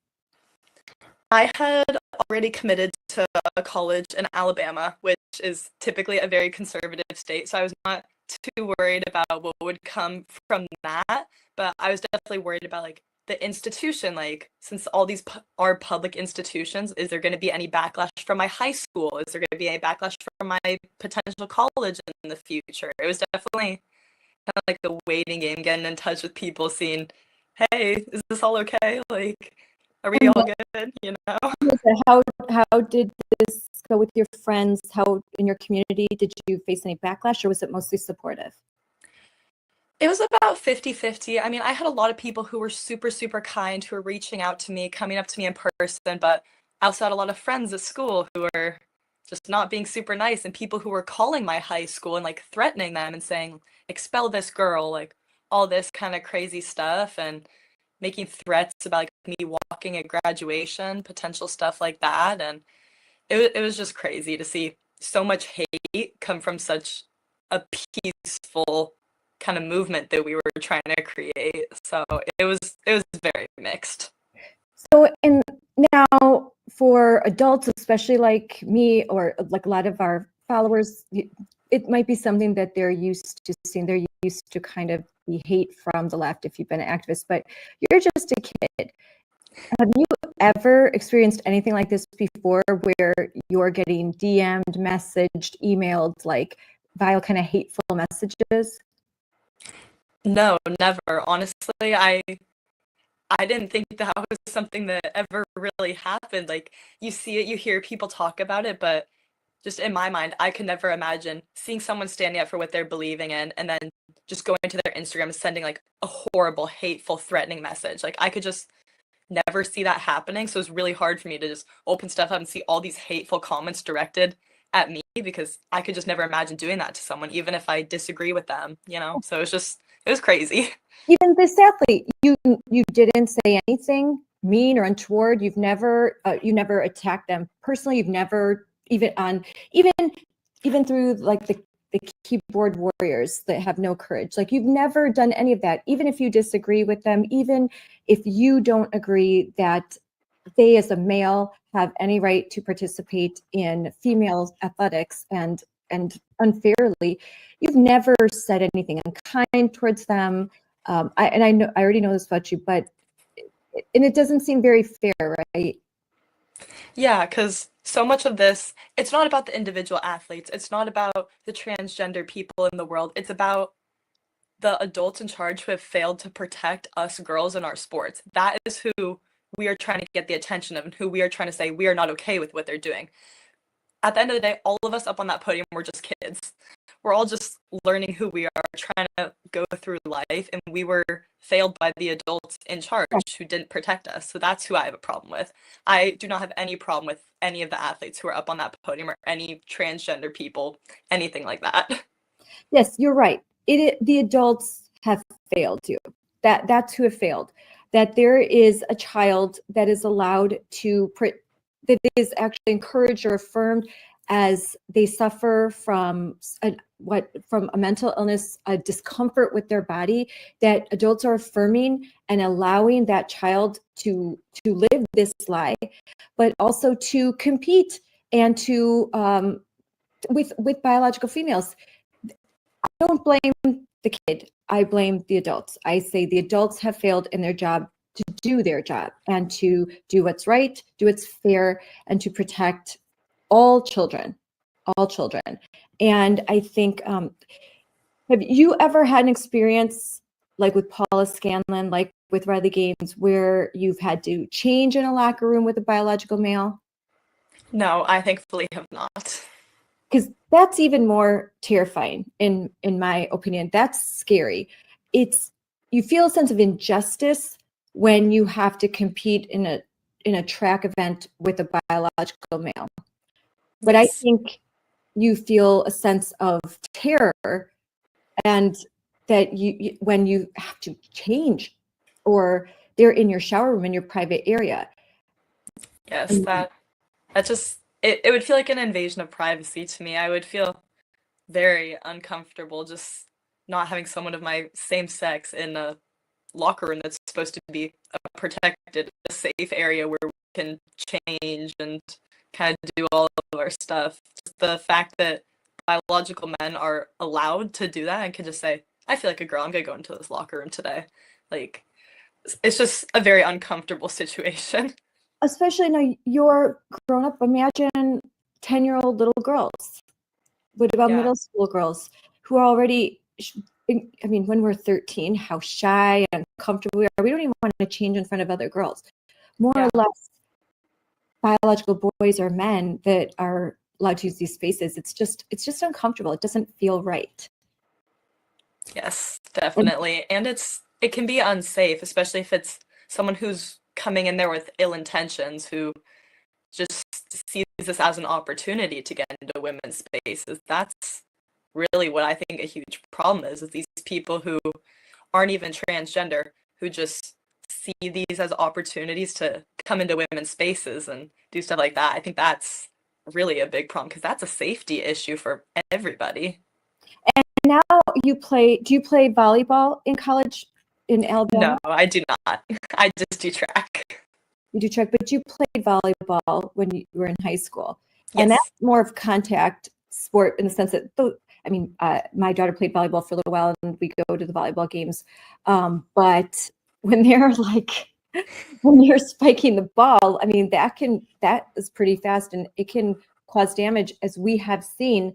Now there's an issue where having a biological male on an all-female team competing can be a safety issue because it's a team sport and there are injuries.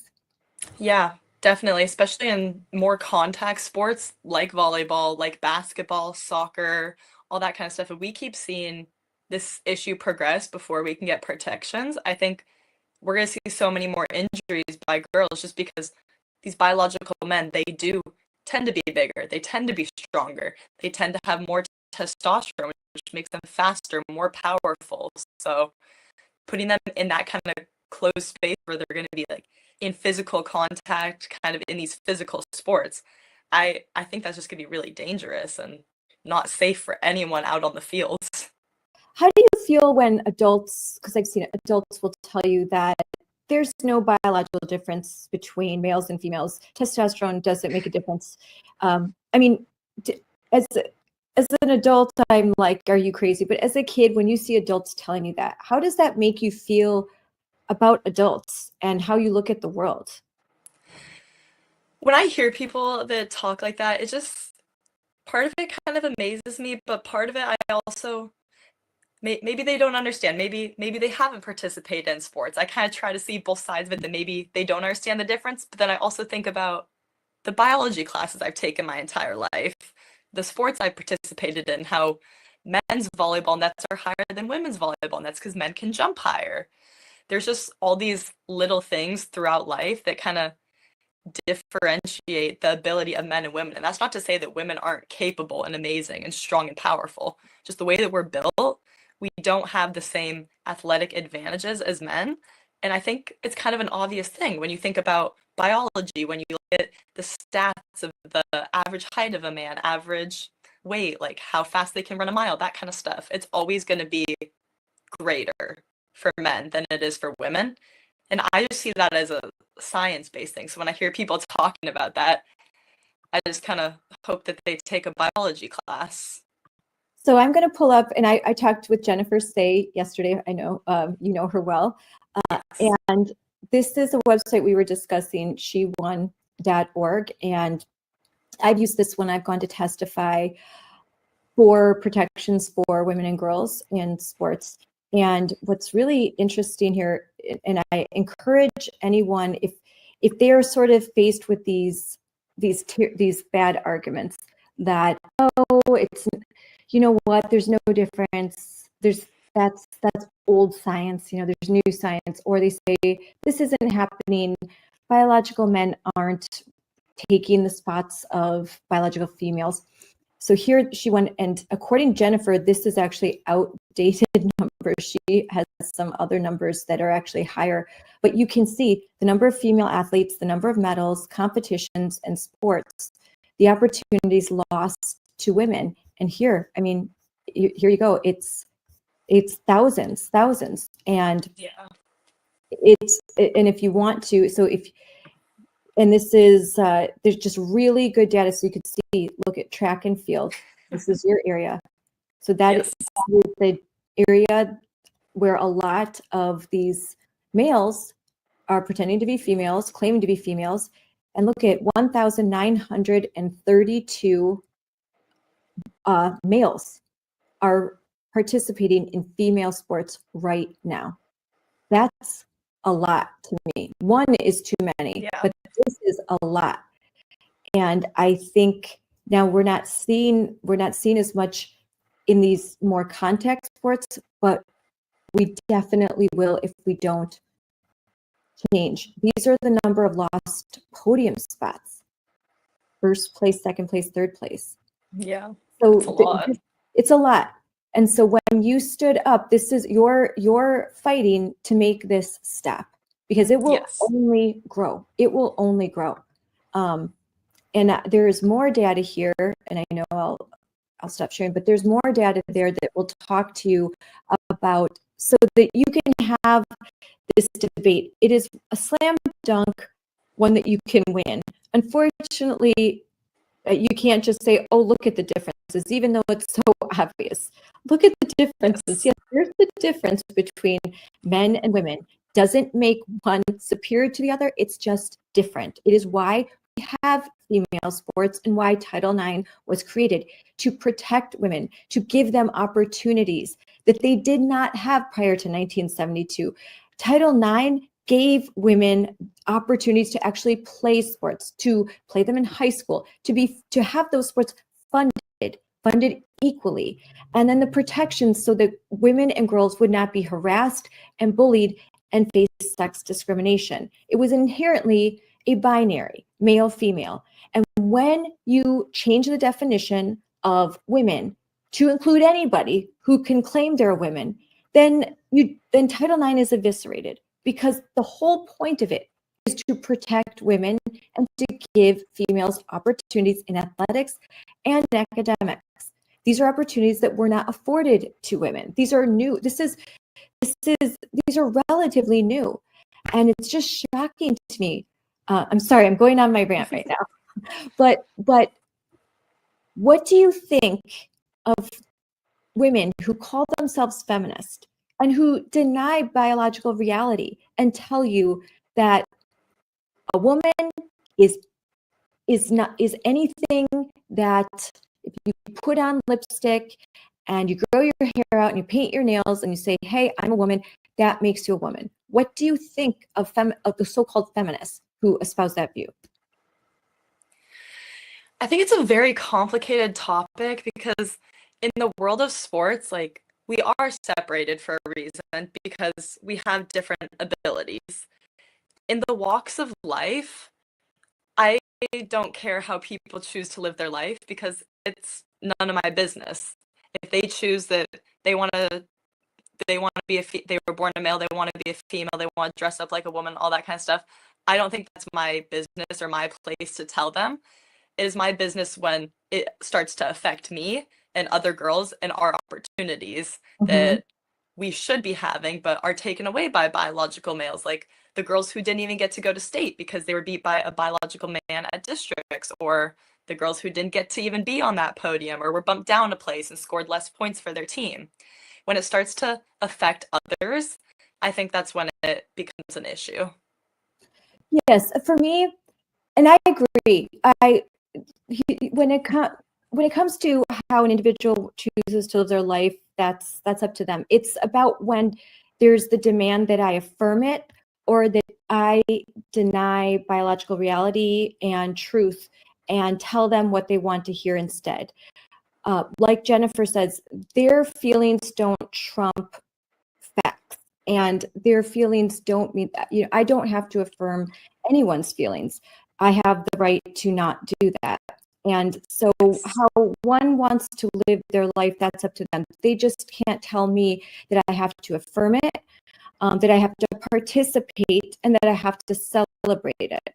Now, that is when my First Amendment rights get infringed. And that's when my values have to take a second place to someone else's. And then that's not fair.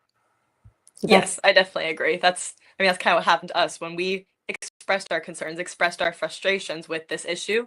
Our First Amendment rights were violated. We were not really allowed to speak on this. We were kind of pushed off to the side, be like, you guys can't do that, like kind of shut down in our movement. And yeah, so if this person's in your school and they're not using your spaces and they're not demanding to be recognized as a biological female, and they're not competing against you or with you in sports, you don't have a problem. It's only a problem when your when biological reality is challenged, and when your safety is at stake, and when fairness is kind of thrown out the window. yes, I think that's the main issue. There is no protections. There is no protections for girls' safety and girls' spaces, and that's really what we want. We're not out here trying to tell anyone you can't live your life like this, because we all have one life. Live it the way that you feel happiest, but don't let it affect other people in a negative way. We need these kind of protections so that people can't see this as an opportunity to be like, oh, hey, I can go compete in girls' sports if I want to. I can go into the girls' locker rooms if I want to. We need to take it away as an opportunity for people to be able to do that, because that's not okay. It's not safe. It's not fair. Yeah. And honestly, it compromises the integrity of women's sports to be allowing biological men in, because what happens when they start setting national records? Are those ratified? Are they kind of like taken a secondary to the actual record? Like we don't know. And now there's a recent, I don't know if you've heard about Tish, so I'm going to pull this up because it's something that Tish Hyman, and she is a Black lesbian. She's an artist, and she has gone viral because she was in her gym working out, and there was an obvious male that walked into the women's changing space. And this is a guy that looks, I mean, has like a little bit of lipstick on an eyeliner, but looks like a male. And that wasn't the first instance. There were many others. And so this is her first time, kind of like with you, her first time speaking out, where she went viral because she's like, hey, get out. You can't be in there. You can't be in there. And when she did that, they kicked her out, and they took away her membership to this gym. And now she's really fighting back. This is a person, a Democrat, considered like never voted Republican, and now this one instance has her eyes opened because she's had some conversations with friends of mine where she's like, I now can see like reality. I didn't understand until this happened to me, and now she's being called a bigot. Of all things, she is a Black lesbian, an outspoken and famous, and now she's a bigot, which is insane. That's insane. So I think that goes to show they'll call anyone a name just if they don't align, if they won't, alter their reality and be nice. And by being nice, it means I will sacrifice myself, I will sacrifice my children, and I will sacrifice my values on the altar of your ideology. And anyone who participates in that ritual, I feel sorry for them if they sacrifice what they believe in for that, because you lose a little bit of your soul when you participate in a lie. And I'm so glad that you, so young, so very young, recognized that there are eternal truths and there are things that a person just absolutely must stand up for. And that's very rare, Alexa. It's very, very rare. Thank you. Yeah, I think people are going to disagree throughout all walks of life. Nobody's ever going to agree on anything. And a huge problem that we see here is people aren't willing to hear out the other side. They jump to name calling. They jump to hateful things. Nobody listens. People will see what I've done, but they won't hear what I say when I talk, when I tell them what it's about, what I stand for. And they jump to all these names of, you're a horrible person, you're a bully, like you hate everyone, like all this kind of stuff. And it's just hard because I want to have an honest conversation. I want to talk with the people who disagree. I want to hear their side. I want to share mine. I want to see if we can find common ground, find an understanding, or if not, we go about our days and we live our lives respectfully. We don't need to be at each other's throat because we don't disagree. I think that's one of the hardest things about all these issues. Yeah, we don't, and that's what we are a better country when we don't all agree on everything. And friends can disagree, family can disagree. We don't have to have a unimind. We don't have to all think alike. And believe me, I have been involved in conservative politics for a long time. And no one, I'm telling you, especially because conservatives are very much individuals and their nature is to not agree. So it's okay. It's okay to not agree on everything. It's okay to have your different religions, different values, just everyone's living a different life. It's when you try to impose your values on somebody else, and when you are in denial of reality too, that is important.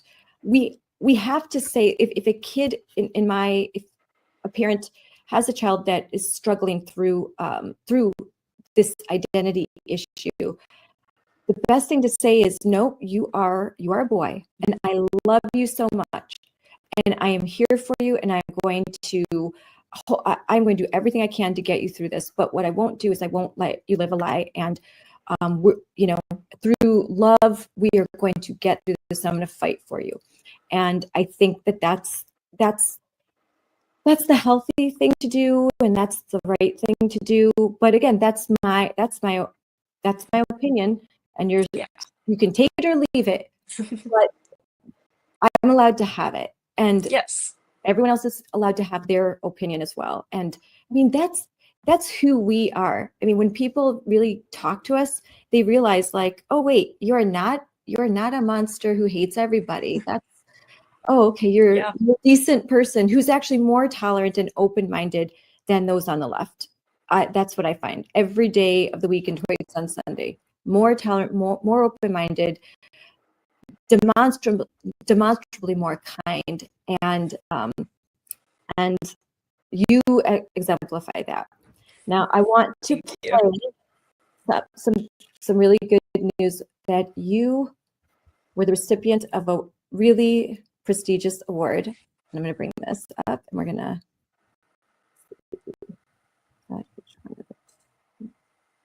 That's an image of you pole vaulting, which is also very beautiful.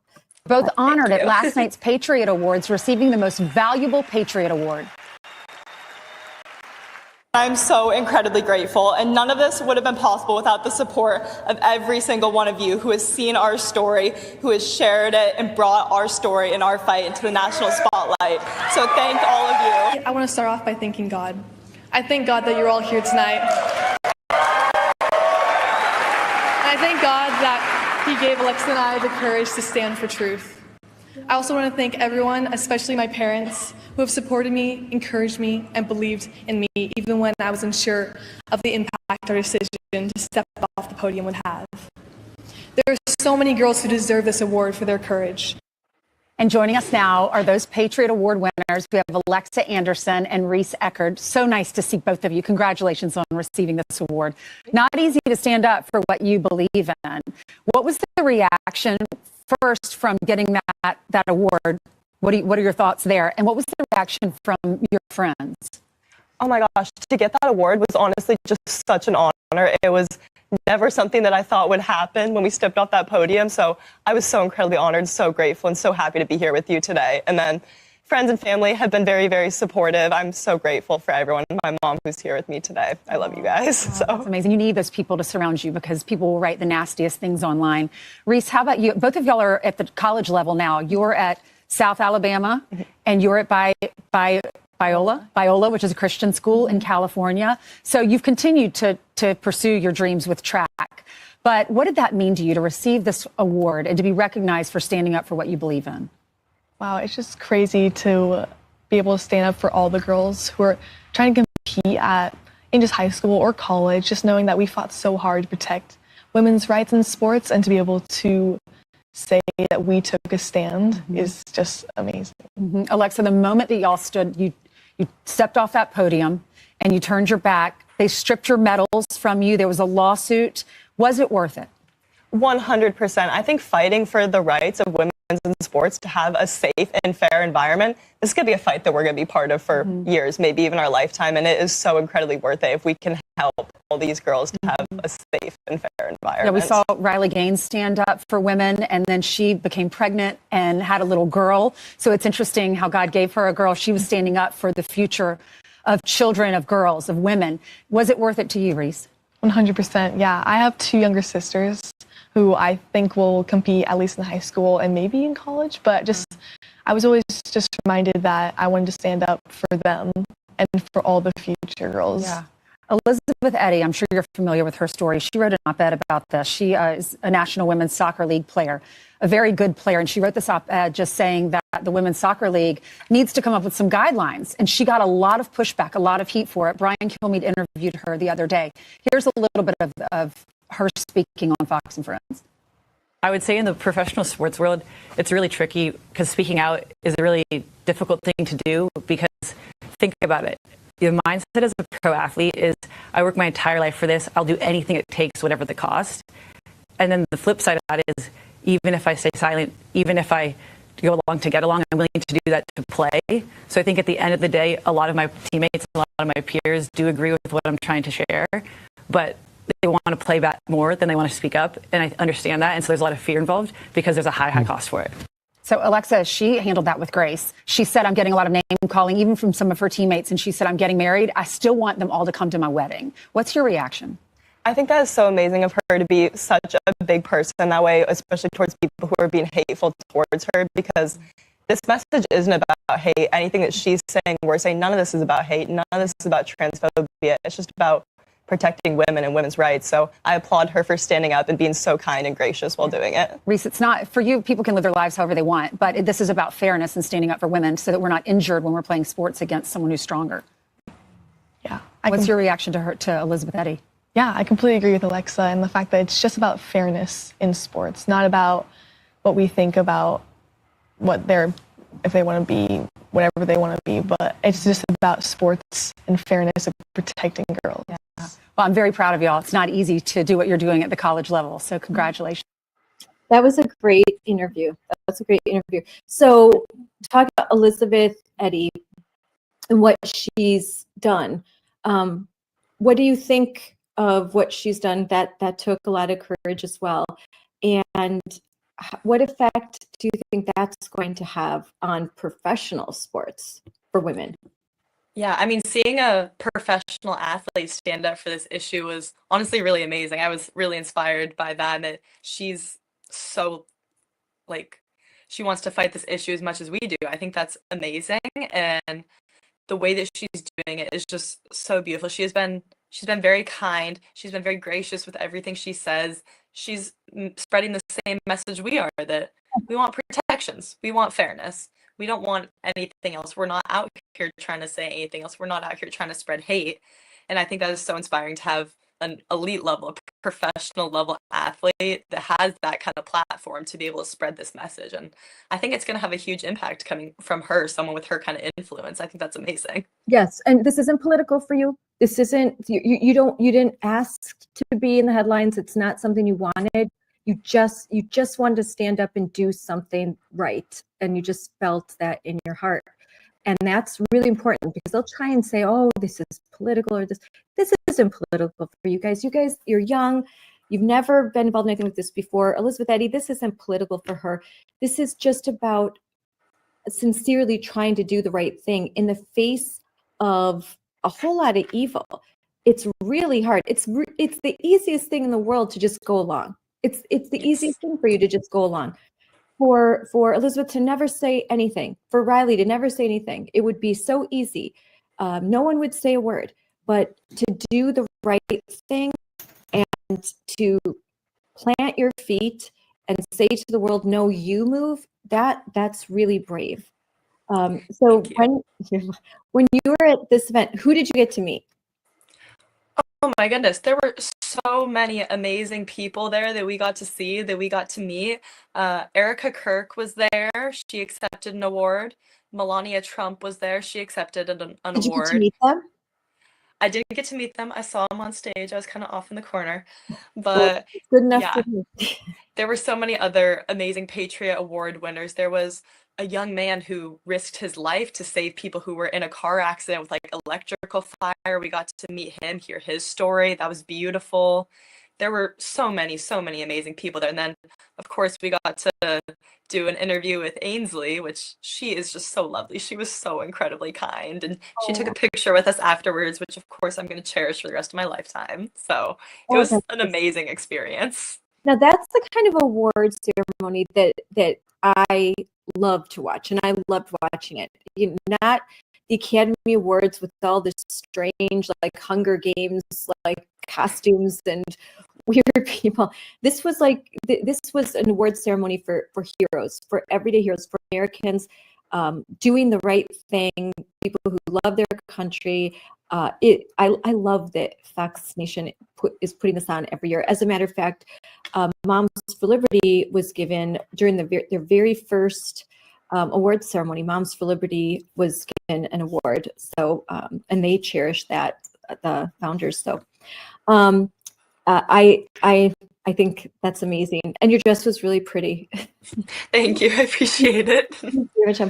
Now you mentioned, and just briefly, so there was a lawsuit, right? And you prevailed. Yes. Talk a little bit about that. Yeah, so there are actually 2 active lawsuits in Oregon right now.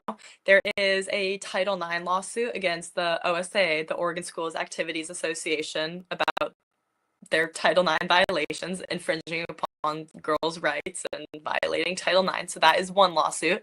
And then there is another lawsuit that is specifically centered around Reese and I, and our our First Amendment rights being violated when we were not allowed to peacefully protest, when we were not allowed to speak our truth. So those are the two active lawsuits that are going on right now. Neither have reached a conclusion, but I believe they're looking into settlements. I'm not exactly sure where that stands. I believe they're looking into settlements. They're gonna kind of go from there, see what happens.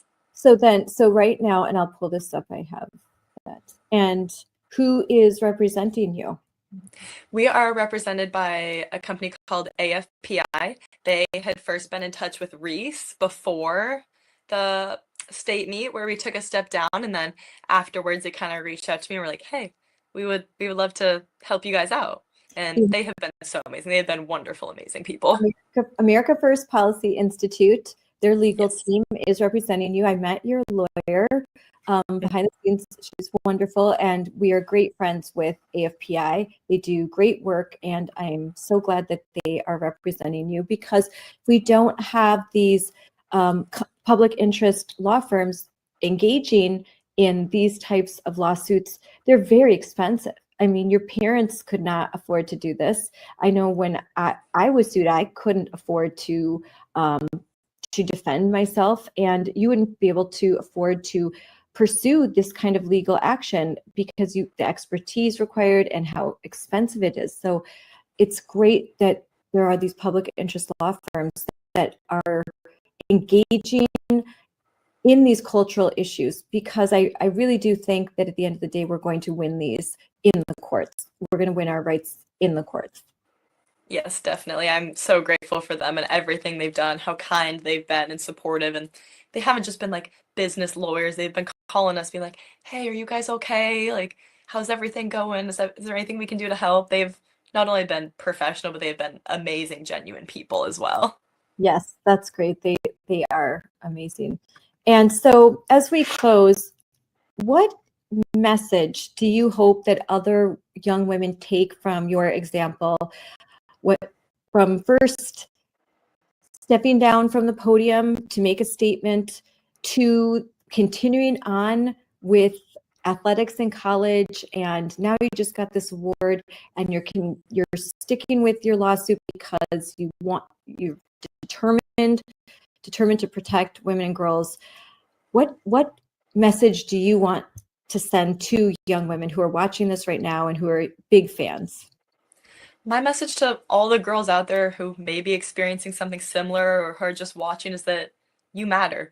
Everybody matters, and they should have their spaces to be safe, to have fun, to learn, and to grow, and that your thoughts and your feelings are valid, and you need to express those. Nothing's going to happen. I'm going to quote Reese real quick because I love what she said. Nothing's going to happen if we do nothing.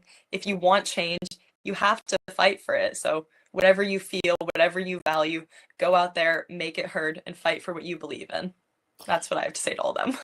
And if there is a high school or middle school girl that loves her sport and she's competing, and there is a biological male either on her team or in her conference, so someone that she has to compete with, what is your advice to her as she's wondering, what do I do? As her family's wondering, what do we do about this? What should we do something? Should we say something? My advice is to hold your truth, to do what feels right to you. In that moment for me, I knew that I would be very upset with myself if I didn't stand up for what I believe in. So if that's what you believe that that's not fair, you should stand up for that. And you should just continue fighting for what you think is right, because at the end of the day, someone has to say it. Someone has to go out there and start a fight, start a movement. And it's not going to happen if no one does it. So you got to stand up for what you believe in. You got to do what you think is right. And would you tell them you're not alone, that there is a community now for you? Like Jennifer Sayes talked about that. You're building a community. Oh my gosh, yes, of course. There are so many amazing and supportive people that when you stand up, people are going to have your back. There's going to be hate. There's going to be people who are mean, who don't understand. But more than that, there's going to be so many people who are rushing to stand behind you, who are telling you what you're doing is amazing. We got your back. Continue going. And I think that's such a huge part of why we've all been able to do this and continue with this fight. It's because of the supports, because of the community. I'm so grateful for everyone who's been a part of that. Yes. And so now you're at the University of South Alabama. How do you see the future of women's sports, and what do you want college athletics to understand about protecting fairness? In the future of women's sports, I hope that no other generations of female athletes will even have this issue cross their mind of who's allowed into their spaces. I hope this is never something that they even have to think about. And I hope that the people in charge who make these rules will really sit down and think, is this fair? Is this safe? Because at the end of the day, it's just not. And that's what we need people to realize, that this is about women's rights and protecting us females. And that's what we have to do. Yes. And I think the more you speak out, the less likely that these individuals are going to participate, because maybe before everyone was quiet. Everyone just was quiet, and so it happened. But as soon as just a few speak out, then maybe an individual that thinks, oh, I'm going to, I competed as a male for the first 3 years of my collegiate life. This last year, I'm going to compete as a female, and smoke those girls. Like, they will think, you know what, I probably shouldn't, because I don't want my name splashed all out there. And, so I think I'll just not do that. And I think that's kind of what we'd want to do, is just not make it easy for men to invade and take away our opportunities and take away our spots on the podium, the spots for my daughter in college. I mean, these are college scholarships. Yes. How many girls depend on a college scholarship to go to study at the college of their dreams? So many. College is an amazing experience, is an amazing education, but it comes with a very hefty price tag. And for people like me who have trained in athletics our whole lives, that's how we are getting ourselves through college, is through those opportunities that we got by being on that podium, being at those big meets. So we need to make sure that those spots aren't taken away, because this is how I'm going to continue the rest of my life. I'm getting my education, and I'm going to use that in my future career. But if it weren't for sports, I wouldn't be able to be here now getting all of this information. And I would say to someone who thinks they don't understand, literally, like, when someone cuts in a line, I have seen people go irate. Like, that's not fair. How dare you cut the line at Disney World? You cut a line, everyone goes irate. So imagine when a male with all of their advantages takes the spot of a female. So just for a second, think of how it feels to train so hard, to work so hard, to have that camaraderie, and then have a male come in and then compete against them. It's just that sense of, like, this just isn't right. This isn't fair. It's not about being afraid to lose. When you're an athlete, you're used to losing. It's rare to win. You train so hard to win. It's not that you're like, oh, I don't want to lose. It's about the fairness of it. You're willing to lose if it's fair.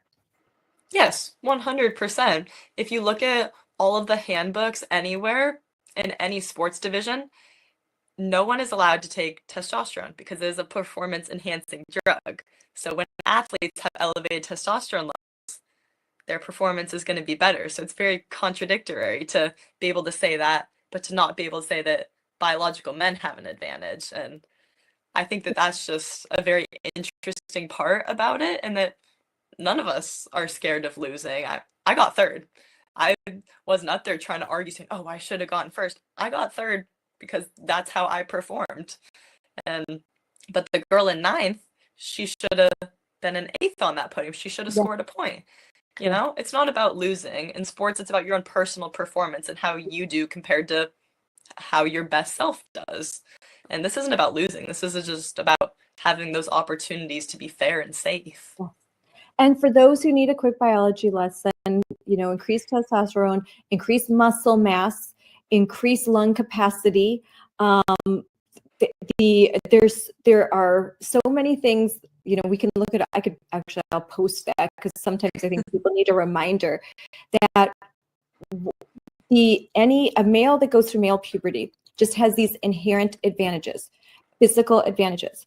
And I mean, that's why there are different standards for men and women when it comes to a lot of things as far as the performance. Now, doesn't mean that men are better than women. We're not saying any of that.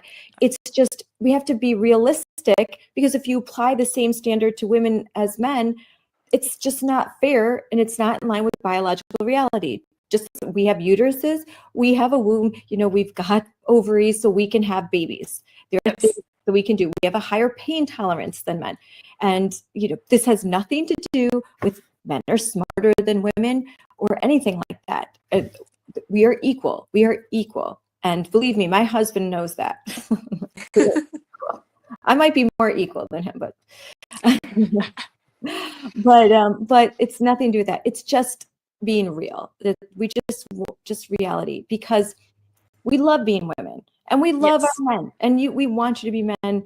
I love men and I love being a woman, and you just can't take that away from me and expect me to be quiet and sit down and shut up. So that's not going to happen. All right. Yes. Well, and you agree.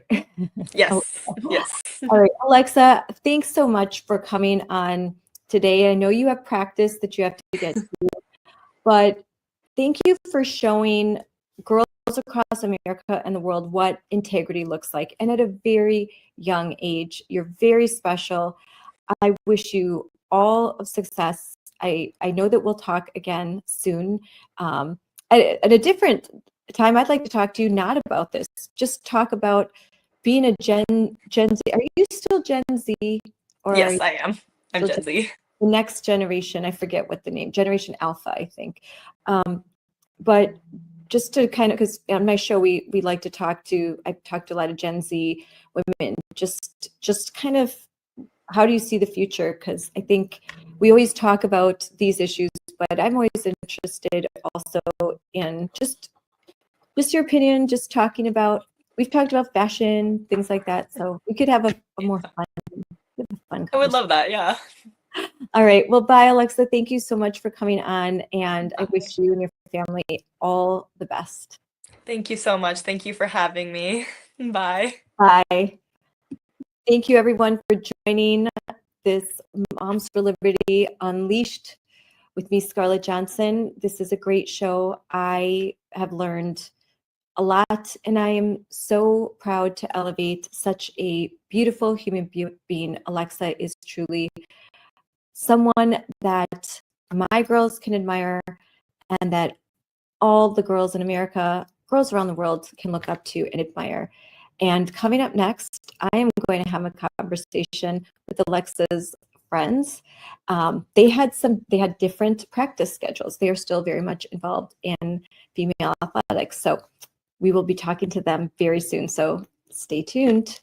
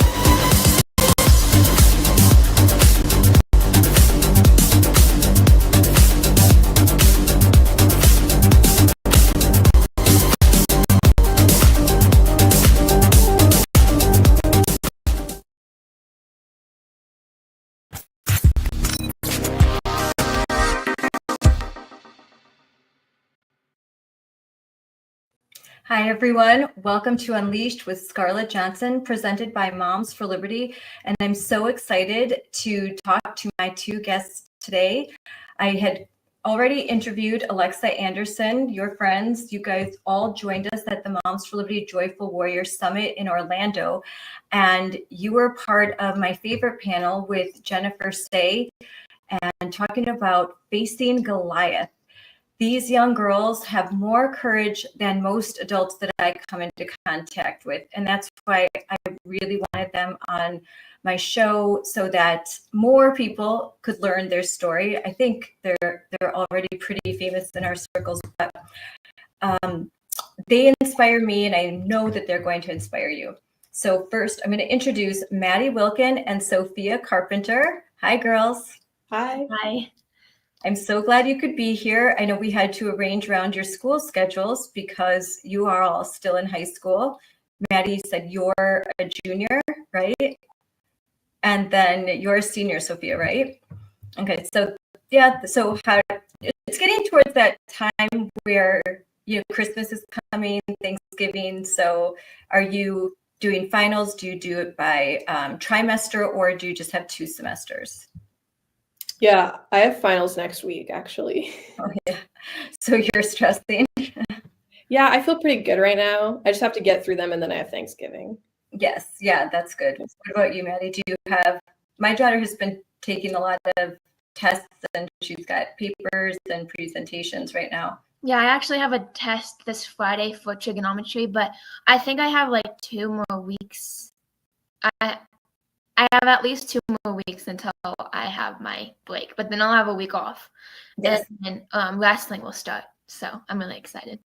Oh, wrestling starts. So wrestling season, it aligns with basketball season, because that's, for me, it's basketball season starting for my daughter. Yeah. All right. So, and are you starting practices already? Yeah, so I call it preseason because I'm one town, one team, but I practice with Thompson Valley, my home school, and then preseason just started up last week. So I call when I practice at Thompson Valley preseason, and now preseason, and then next week will actually be season. So. Oh, it's cool that you're excited for practice to start and for your wrestling meets and all of that. So you're passionate about what you're doing. My daughter just put on her social media because she does AAU all during the year, because you have to be doing something. But for her high school, it's starting up. They just had the tryouts and all that, and so she put on her Instagram, going to my first practice. See you in 4 months. Because it's a busy season. And when you're in high school, when you're in sports, it takes up a lot of your time, right? Yeah. Yeah, it does. And then Sophia, what's your sport? My main sport, I do track and field. So I have the club season, which is indoor track. I have that coming up for the winter. So I'm excited about that. It's fun. You get to run on a 200-meter track instead of a 400-meter track. Okay. And then everything will really be important in the springtime. That's when I gotta lock in. So what's your focus on in track and field? What are your events? Mm-hmm. My main event is high jump. And then I also run the 200 and the 400 and the relays. Okay. Yeah, I had my other daughter had done that. So it's a lot of fun. Do you do cross country at all? Yeah, I used to do cross country. It's super fun, but I'm working on getting recruited for college track, and cross country wasn't benefiting that. So I've spent my fall doing weight training instead of cross country. Yes, because you're a short distance runner, and you don't want to get an injury. Yeah, exactly. I know how this goes. I have 5 kids. What you're doing? You get it. I get it. I know my daughter's not allowed to ski because I'm like, she can't get injured for basketball. She's not allowed to do like anything. So all her friends are skiing. Her coach is like, no skiing for y'all. Like, no one can get hurt. That's rough. Yeah. Especially where you guys are, I'm sure skiing a lot. But so you're here to talk about standing up. And so let's talk about the first time that you were aware that there were biological boys or men participating in sports, like in your sport, or whether it's in your school or outside of your school, in your conference. I can go first. Oh yeah, Sophia, you go first. Okay. It was last spring, kind of towards the beginning of track season. We had a big invitational track meet at my high school. And I found out the night before the meet that I would be competing against a trans girl, a biological boy. And it threw me off. I didn't know what to do. I started crying, which I'm not a crier. It was very emotional for me. I never felt anything like that before. And so I just made up my mind and said, I'm going to compete. I'm not going to let it get to me. I'm stronger than this. It's not going to get in my way. I'm ranked higher than him. And we got to the meet, and I heard that my friends Reese and Maddie had decided to pull out of the competition and not compete, almost in a sense taking a knee and saying, this is wrong. We don't agree with this. And I thought I had every intention to go ahead and compete. But when they did that, I just felt prompted in the moment. I was like, I can't do this. I need to pull out of this meet. I couldn't explain why. I just felt like I really had to not compete. And so I pulled out, and they scratched my name off the list. And sure enough, he went on and won that meet, which I was looking forward to defending my title because I'd won it the year before. And it was really hard. I cried a lot that day. I had to keep racing afterwards.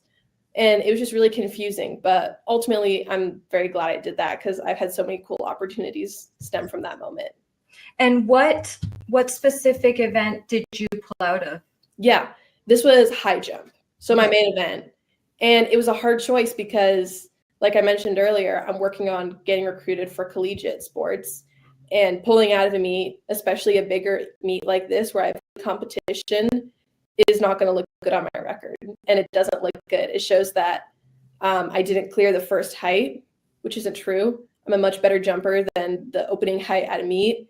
But coaches see that and go, why didn't she clear that? She should be a better athlete than this. And they question that. And so that's had an impact on my recruiting process.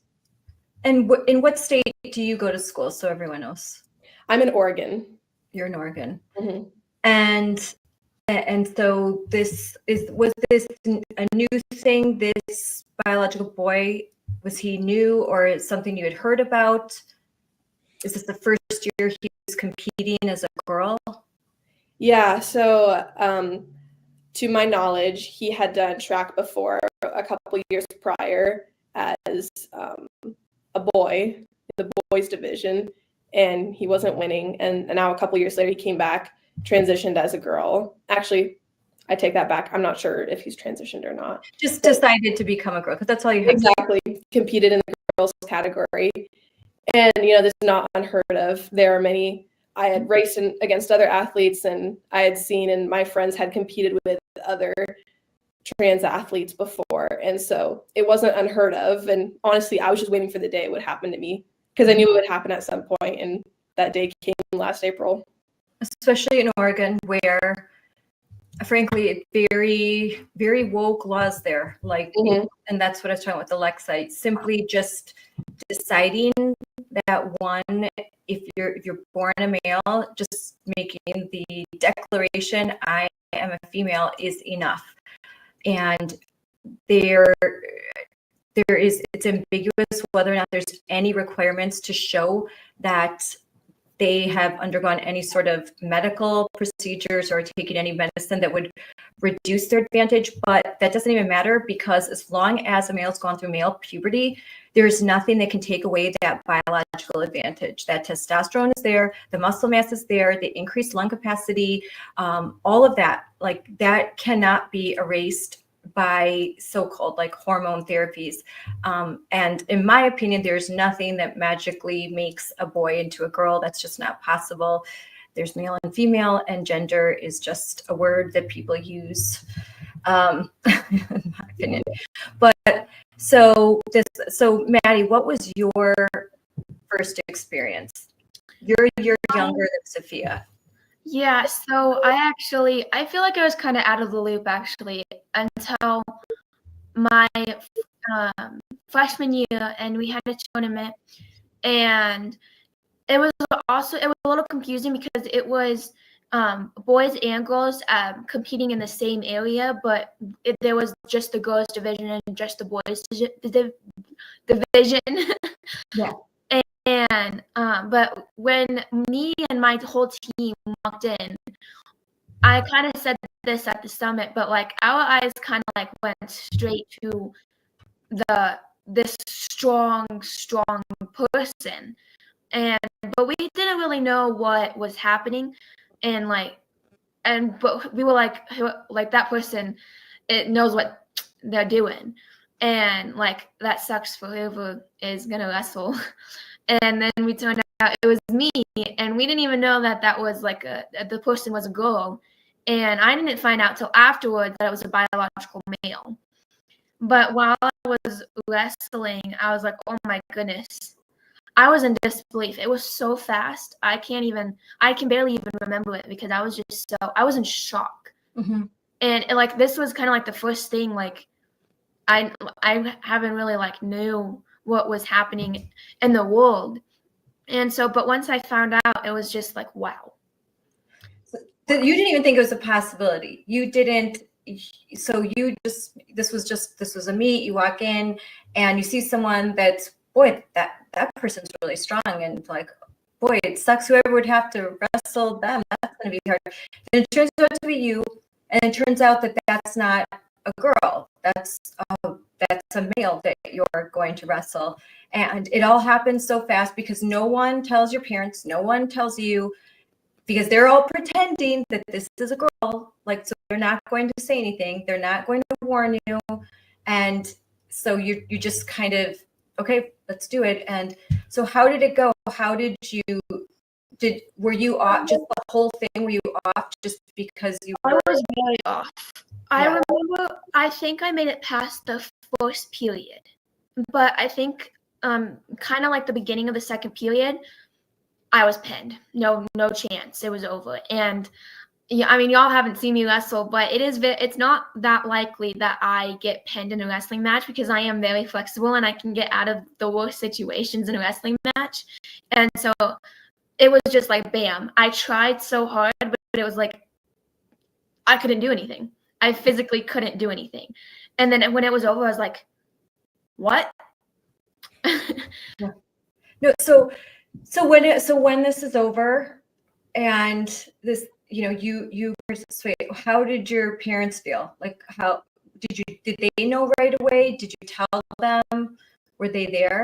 They were there, and they were watching it, but we didn't find out till I think after the fact. And then they were like, oh my goodness. Mm-hmm. But I don't think they were really big on knowing too, like not a huge, I think they knew, but didn't really expect for it to happen, especially in wrestling, because it is such a physical sport. But I was so out of the loop. But once that happened, and I actually wrestled the biological man twice. And was it a separate school? No, it was the same biological male that I wrestled twice because he was in the same weight class. Mm-hmm. And I think then I also wasn't still sure like what was happening because we were still kind of confused on if that was a girl or a boy. But once we knew like for sure, I made a decision that if I go against a biological male setup, I'm going to not compete and I'm going to take a step down, even though it's really hard for me to do that because I just want to go. But I'm not going to put myself in that situation again, and I don't want any other girl to be in that situation. And you're wearing headgear, it would be difficult to tell. And you don't want to be the person that's like making an accusation and have that not be true. You don't want to say anything like that without proof, because so you're just like, oh, what is that, a boy? Is that a girl? I'm not sure. And so you want to be polite. I understand that you're not sure, you've never seen the situation before, but once it's confirmed to you and it's apparent to you because of the strength that this is a boy that you're wrestling, not a girl, then you've made the decision that I don't want to do this.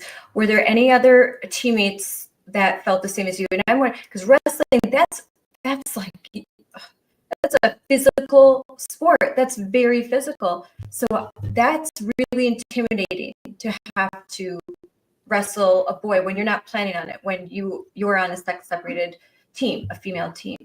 Yeah, actually, one of my friends, Alyssa, she's one of my wrestlers, teammates, and we kind of go, we kind of like switch a lot with our weight sometimes. And I was in a weight class lower, and she was in my like usual weight class, and she was actually paired up with the same boy. And she actually said, nope, I'm not doing this. I'm not wrestling. So she never even wrestled, because that was a little later when we knew that that was she said, nope, I'm not wrestling. And she took a forfeit, which was really hurting because she got out of the tournament. So, wow. Yeah. Sophia, when you decided to not race, because you had heard, you knew that the night before, you're crying already, you're wrestling with this decision. It's a big decision. You're applying for colleges. First of all, you love your sport, and you're also applying for colleges. And you know there's recruiters out there, and they're watching. But you make this decision. Did your parents, were they aware of what you were doing? And you said there were some other friends, but was there anyone else that was considering not running as well, or not competing in that specific category? Yeah, my parents, they actually found out before I did that this trans athlete had entered the competition, because what ended up happening is there's like a certain period of time where you can sign up, and if you meet the qualification, you're admitted into the track meet. And this individual waited until the last 10 minutes before midnight, before it closed, to enter into the meet, so there would be no repercussions. And so it was very last minute. My parents knew before I did, and they didn't want to tell me until like the morning of the competition, because they didn't want me to be stressing out about it before. But I got online and I found out on my own.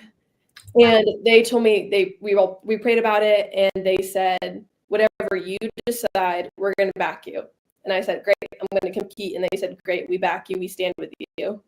And then in the moment I said, I feel like I'm not supposed to compete. And they said, great, we support you, we stand with you.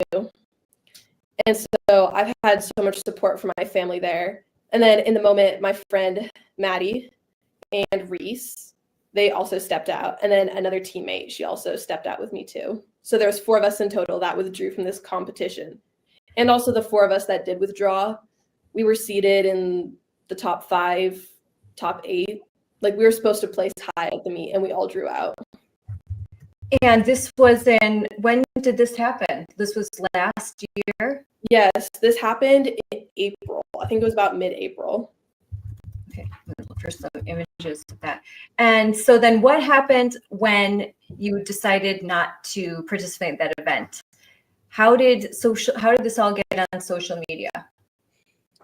Yeah, so I think the first person that picked it up is Dave Brown. He lives here in Newburgh, and he has his own podcast, the Dave Brown Podcast, and he's great. He's in full support of protecting women's sports and other rights. And he was the one that reached out to me and said, hey, would you and your mom want to come over and do an interview? And it's just sitting in his living room on his podcast. And I was terrified. I said, Mom, I can't do this. And she said, no, Fia, you need to do it. This is an open door. You need to take this opportunity. Yep. So I did it. I was terrified. I stumbled through my words.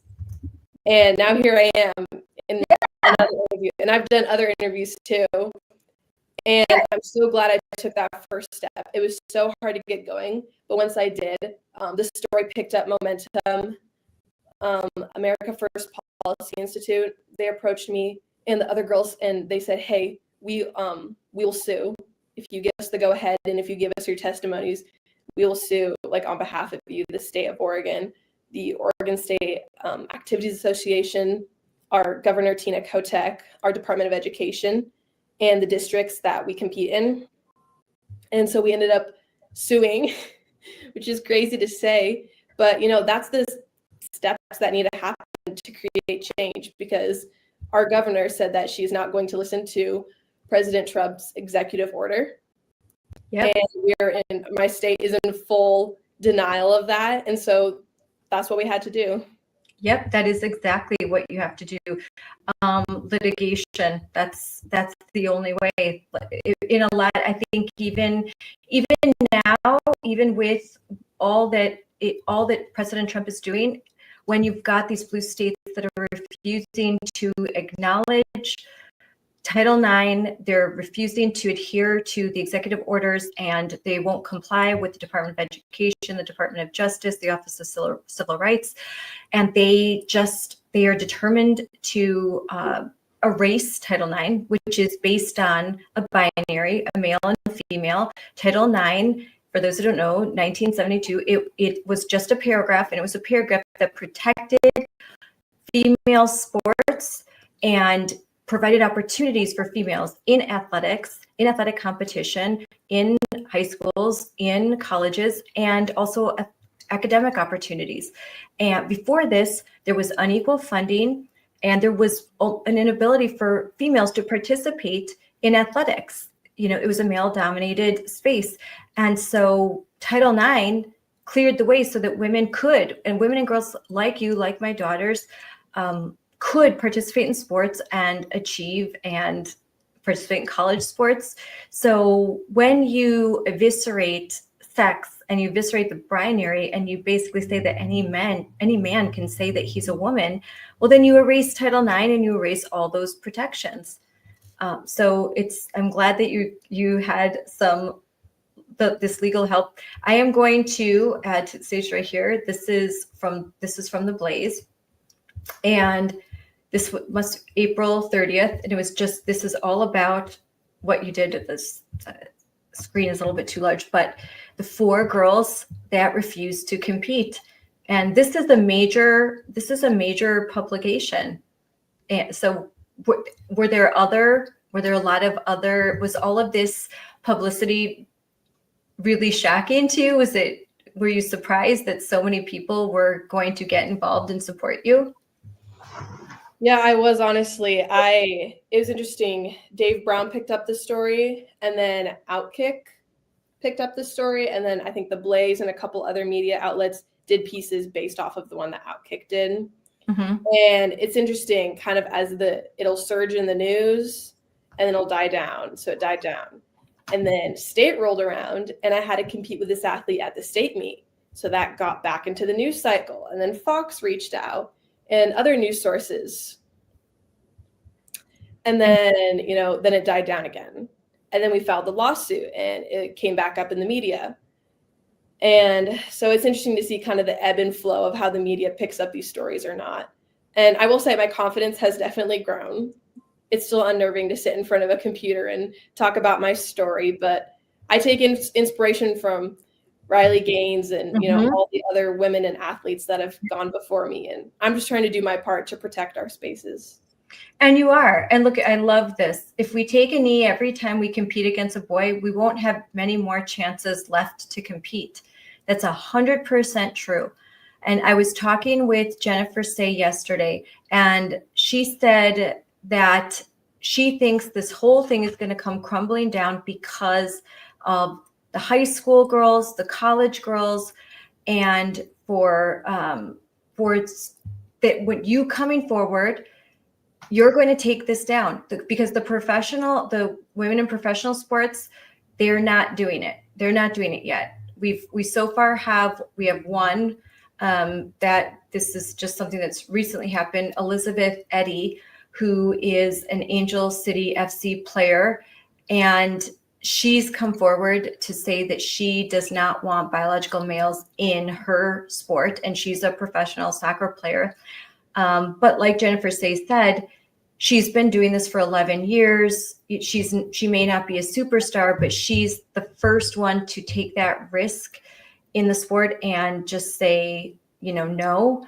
And there'll be more, but it's going to be you girls. You girls are going to take this down. And then everyone later is going to pretend like they were always with you.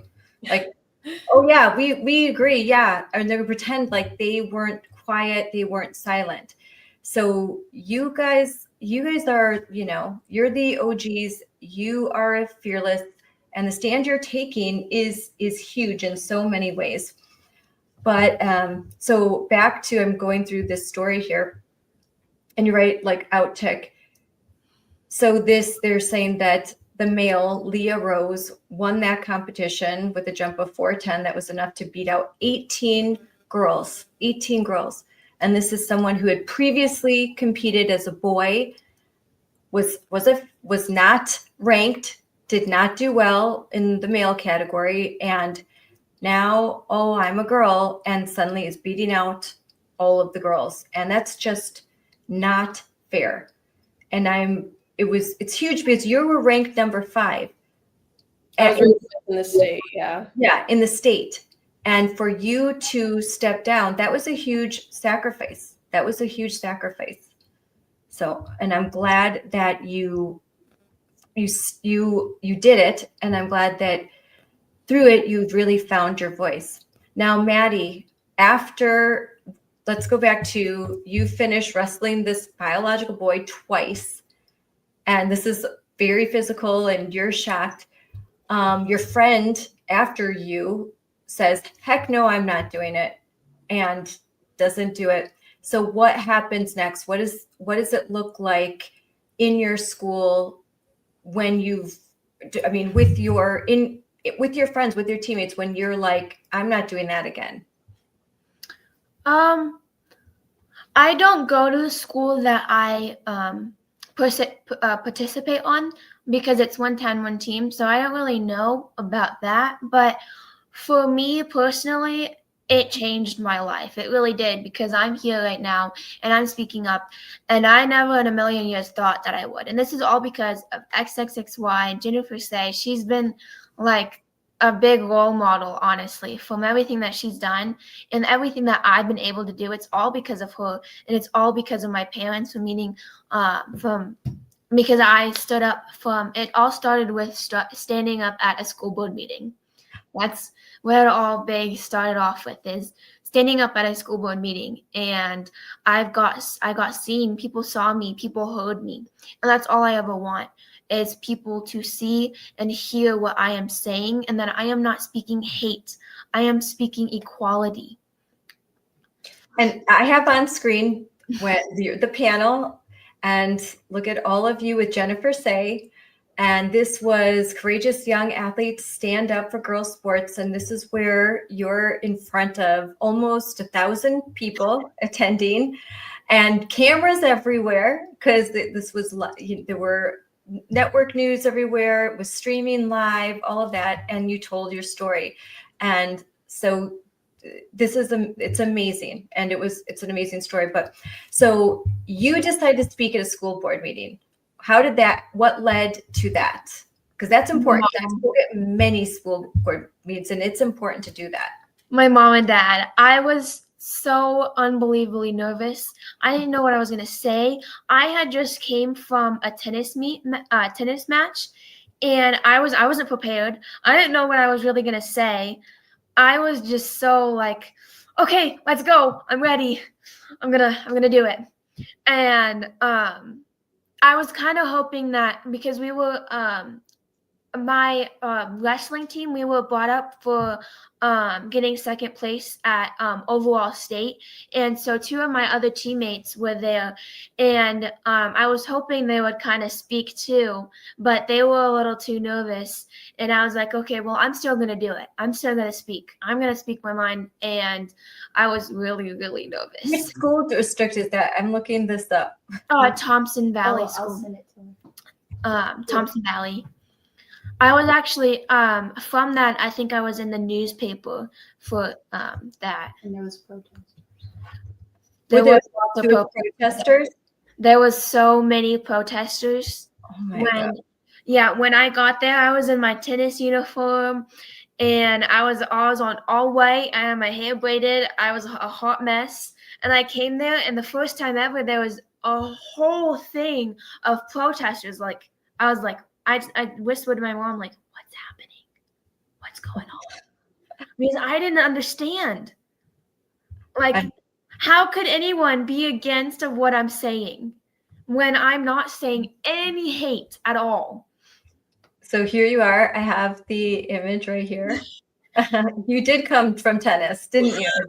Yeah, I won my tennis match though, so I was in the pumping mood. I was like, let's go.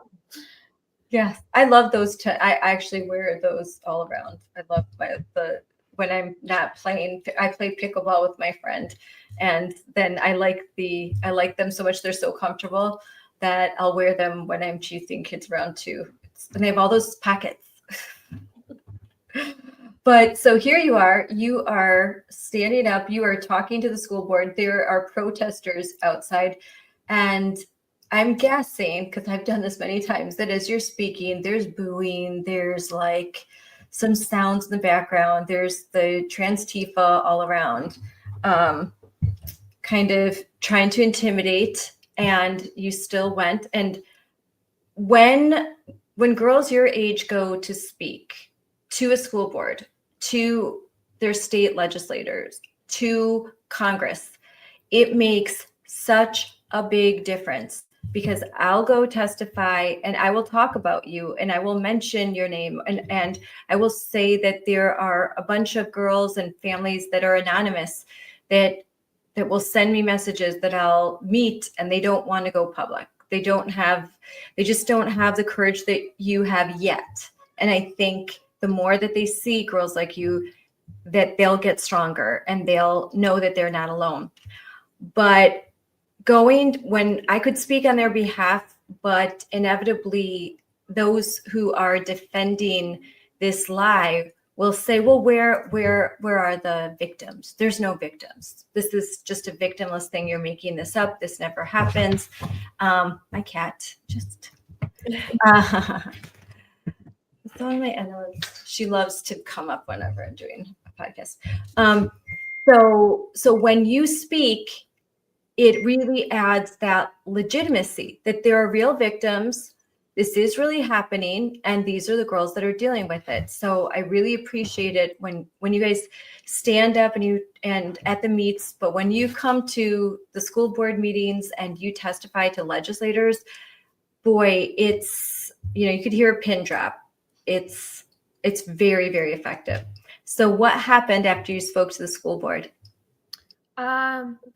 There was a separate room that I came in, and people that I didn't even know came up to me and said, hey, good job. And then over like the couple next weeks, some of my students, like my friends, some of them, they said, hey, I saw you speak. Good job. And so there are supporters out there. And honestly, I tune out everyone else. I go with my own beliefs, my own ways. And if you don't agree with me, that's okay. But I'm not going to put anything against you, and I'm not going to show or be mean or angry against you. Yes. I'm just going to live my life, and I'm going to speak because I have the freedom to.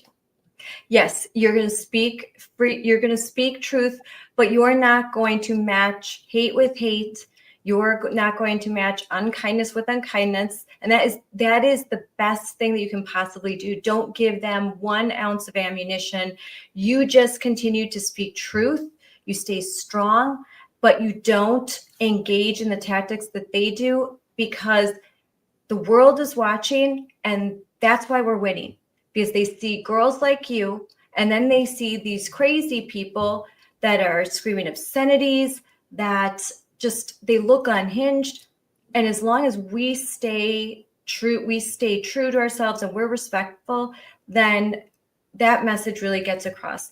I'm reading in this article that someone who claims to be transgender in the Thompson School District said about the XXXY shirt, I feel it is disrespectful to wear a t-shirt that advocates for my oppression. That is not in service of the dream.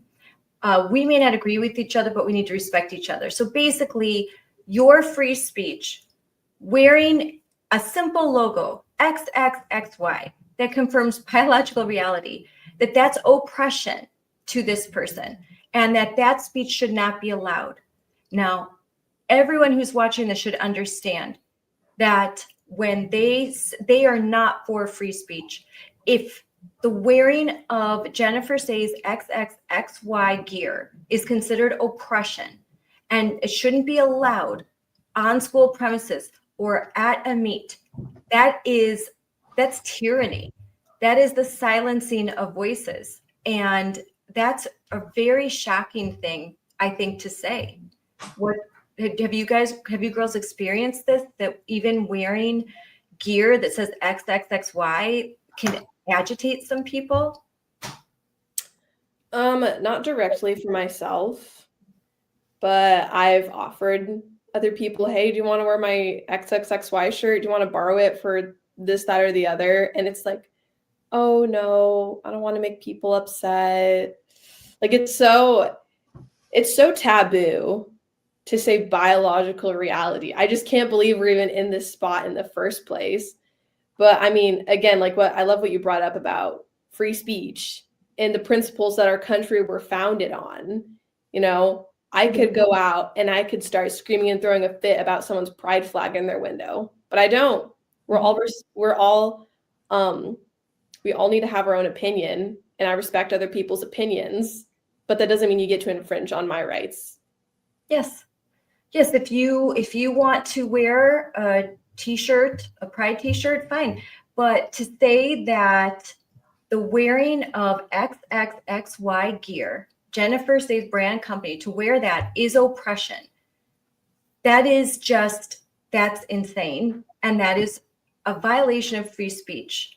And that just goes to show sort of the worldview and the values that you must affirm me. And if you don't, you're not a good person and you're oppressing me and I don't feel safe. And it's just anti-American to demand that other people affirm your belief. You're allowed to have your belief. You're allowed to whatever religion, whatever ideology, whatever political party, you're free to engage in those activities and have your own beliefs, but you're not free to impose those on other people and demand that they engage in your rituals, that they participate in your rituals, and that they affirm your worldview publicly. And then to say that you can't even wear a symbol of your worldview. How soon, imagine if we were to say, you can't wear XXXY shirts to school or to a meet. Pretty soon they'd say you can't wear a cross around your neck because in my view, that's oppression. That wouldn't be very far from that. So I think we have to make sure that we keep standing up for free speech. These girls, you girls aren't making any statements. You're not trying to disparage. You're not trying to bring anyone down. You're just trying to say that in female sports, only females should participate, actual females, biological women. You cannot just say, hey, I feel like a woman today. And I didn't do very well when I was a male athlete. So, I want to win some awards and I need a scholarship to college. So I think I'm going to grow my hair out and put on some lipstick and let's go. That's not fair. It's not truth. And it should not be, adults should not be allowing this. And they're letting you down when they do. How do you feel about the adults around you that won't stand up, that continue to affirm this? How do you feel as you're young? You girls are young. How does that make you feel about the adults in this country, the ones that won't stand up? It makes me a little sad. And I mean, I know everyone has their own story, but what makes me the most upset is that they won't even listen. Some people won't even listen. It won't even go in one ear. They tuned everything out, and then when it's their time to speak, they speak, and they expect us to listen. And you know what? We do, but they do not listen to us. And that is what really makes me upset, because I am fighting and fighting and fighting. Everyone is. And yet they are not able to listen to us. The people they say they want to support and help. Because we are kids. We're a part of that. We're a part of what they're wanting to help and improve. But they're not listening to us. They're not listening what I am saying and what everyone else is saying. And it's just, that's the biggest thing that upsets me. I once had a conversation with my dad. I'm like, well, no one's listening to me. What do I do? And, my dad, he says, don't give up. Don't give up. Mm-hmm. Because even when I'm in the lowest, my dad is there and my mom is there. And they say, you know what? If they're not listening, so what? Because I'm living this. This is my story and this is my life. And I'm going to continue to speak, even if no one in the gosh dang world will listen to me. Because everyone matters. Absolutely every voice matters, if I agree with it or not. And so that speech really just made me like, I gotta go. I'm not gonna stop because one person or 50 million people aren't listening. Because someone out there is. And someone out there needs to listen and is hearing me and is not alone. Well, a whole lot of people are listening right now. And I can guarantee you that. Maddie, so when you spoke to your school board, what was the vote? What did they decide? You were speaking to the fact that this is happening. I'm guessing they didn't change. Did they change their policy? There was no vote. They didn't do anything. They didn't do anything. They didn't do anything. Yeah, because I don't know if y'all know, but Nancy, she's the only kind of person who listens to everyone. Yeah, and so only one person against everyone else. It's not that helpful, and so not a whole lot can change. But and I knew that going into it. I knew it, but I looked them dead in the eyes, and I still talked. Amen. I can't tell you how many meetings I've spoke at where I know that they may not vote differently, but someone might be listening, and these meetings are recorded, and someone could be watching. Somewhere this message is going to be heard. You are doing the right thing. Absolutely 100%. Alexa, for you. So you're a senior. Do you know where you're going to college next year? I don't. I'm looking at 6 schools right now. A lot.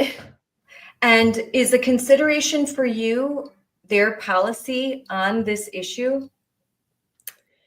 Yeah, at this point, obviously Riley Gaines is suing the NCAA over this issue.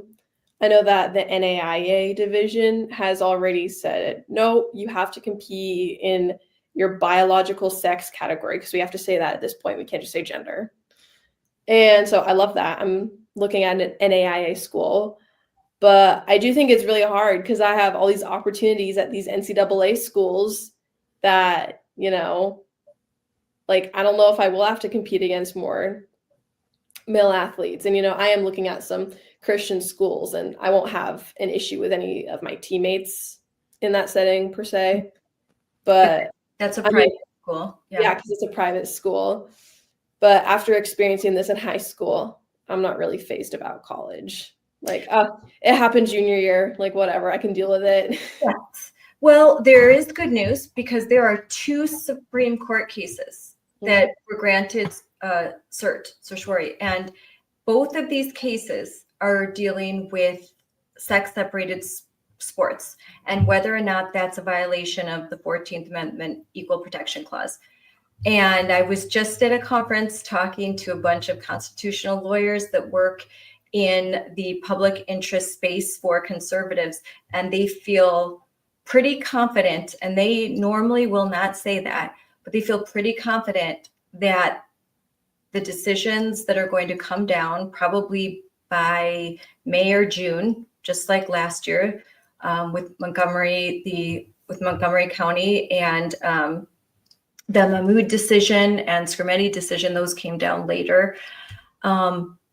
They feel very confident that there should be some good news, and that would provide the protection that I think the NCAA could not get around it, because the question will be, they have granted cert for that specific question. is it a violation of the Equal Protection Clause to have sex separated spaces? And they say, nope, it is not. Then I think that's more positive movement. Ultimately, it would be great if Congress would be able to once and for all define sex. I mean, we pretty much think they did in 1972, but if some of the legislation that they've tried to pass would actually get through, that would be wonderful. But I think that what's happening with the Supreme Court, that's going to be very, very helpful in blue areas, where, I mean, the governors, they're not moving an inch, and they're just filing lawsuits. And so, can only hope for more of Team Sanity to come together. And so it's going to take girls like you. It's going to take more and more girls like you standing up. They have to. The more that there's courage, the more that girls like you stand up and say the emperor has no clothes, the closer we get to ending this absolute bizarre nightmare that we're in right now, where men can just say that they're men, and that women who call themselves feminists are defending it. It's just bizarre. So there's a lot of pressure, and you've talked about this. There's a lot of pressure on girls to just stay quiet, and the culture of a team in sports is to obey, right? Like it's sort of like with the military. Like, you work together, you're a team. You drill, you follow the rules. So that's kind of drilled into you very young. So it's hard, I think, to say, now you can't follow the rules on this one. On this one, you have to speak out. So what's your advice to girls that are told, just be quiet, just don't say anything? I think something I would say is, what do you want to be known for? Even if it's not on a podcast or on national TV, your friends are going to know you for something. Your family is going to know you for something. And every decision we make is leading in one direction or another. Choosing to stay silent is going with, the majority of the crowd and saying that you may not agree that it's okay, but when you stay silent and refuse to speak up, that's just adding weight to the other side that's saying, oh, I guess this should be able to pass. And so I think if you're on the line, do I speak up? Do I not? Like, really think about, who do I want to be? And what are my morals? What do I hold to be true? Because if you can't stand up for your basic morals, then I think that's a hard spot to be in. And that's something to look at. Yeah, 100%. Maddie, what say you? I say do it. Just do it, and do it for yourself mainly. Do it for God, do it for your family, and do it for you, because you know what's right inside. You know that this is something you need to do. This is something you can do. Ask yourself, am I doing everything I can? Am I making myself happy by standing up? And I'll say this, I am 100% a rule follower, 100%. And to me, I am following the rules, because I'm standing up for what I believe in, and I am listening to myself. I'm listening to God. And that's the biggest thing, because I would just say, do it. Do what you think is right, because it most likely is. And if it's not, that's okay, because God has a plan for everyone, and he has a path for everyone. And that path is for you to stand up and speak. Speak what you think and speak what you believe in. Well, that's civil disobedience, right? That you follow the rules, but when there is a rule that is in contradiction to God's law, to truth, when there's a rule that would tear at your own soul because it would force you to publicly say that something that's a lie is true. Jordan Peterson has said that when you put it out there, when you say that a lie and you put it out there, it tears at your soul. It does something to you. I think you lose a piece of yourself. But when in the face of all odds, you're able to speak a truth, even if everyone tells you don't do it and you still do it, I think you develop a superpower because you're still standing after. And everyone told you, you should never do that. Don't ever do that. You'll get canceled. You'll be ruined. And you do it. And you do it anyway. You do it because it's the right thing to do. And then you find out that not only are you not canceled, you have a whole support system. There's a whole group of people all over the country, all over the world that are reaching out to you saying, thank you for doing that. Thank you for being my voice. Thank you for inspiring me. And parents that are so grateful, like myself, so grateful that you're doing this because you're making it safer for our children. You're going to make it safer for Riley Gaines' daughter.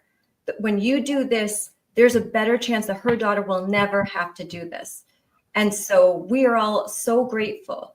And it's magic, it's courage, and I think it's the match that starts the fire, So I'm very proud of you. I'm sure your parents are very proud of you too. What is your advice to parents of girls that, let's say that maybe they're in middle school, they're about to start high school sports, and they're worried that they're going to show up at a wrestling meet and their daughter's all ready to go, and what do you know?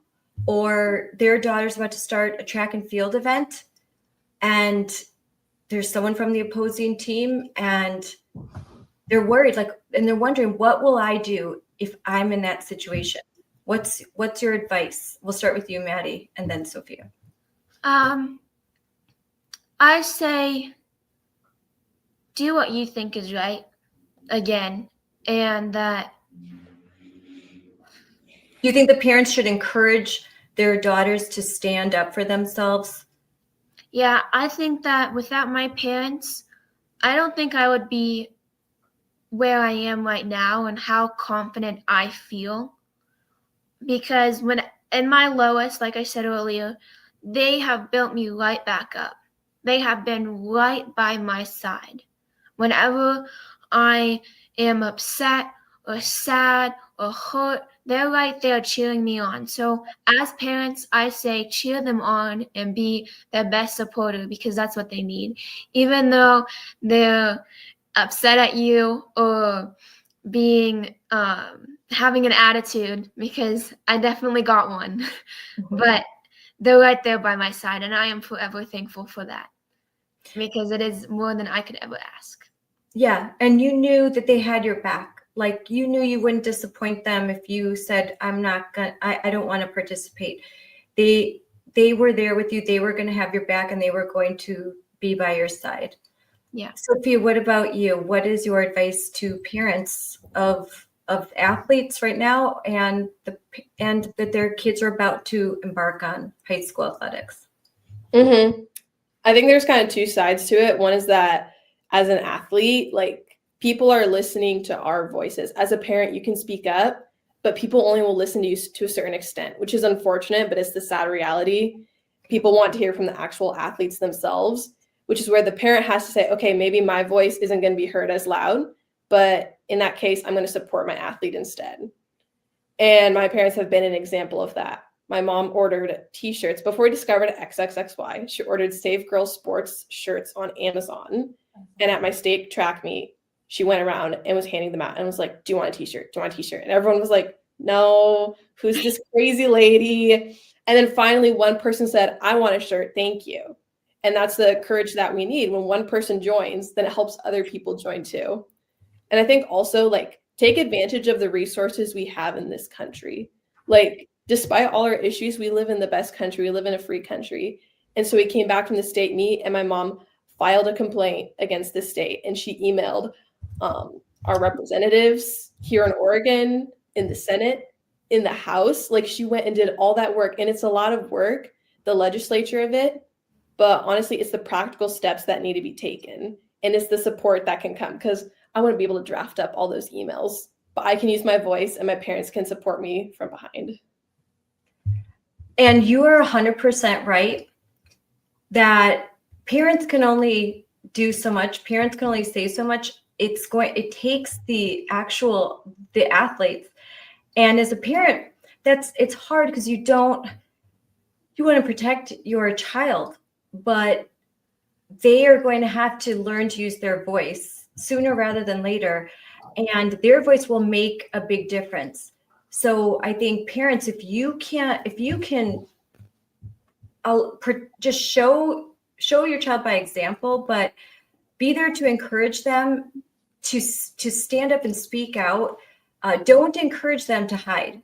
Don't encourage them to cower. Don't tell them, oh, no, let's just try and keep this secret, and maybe things will change.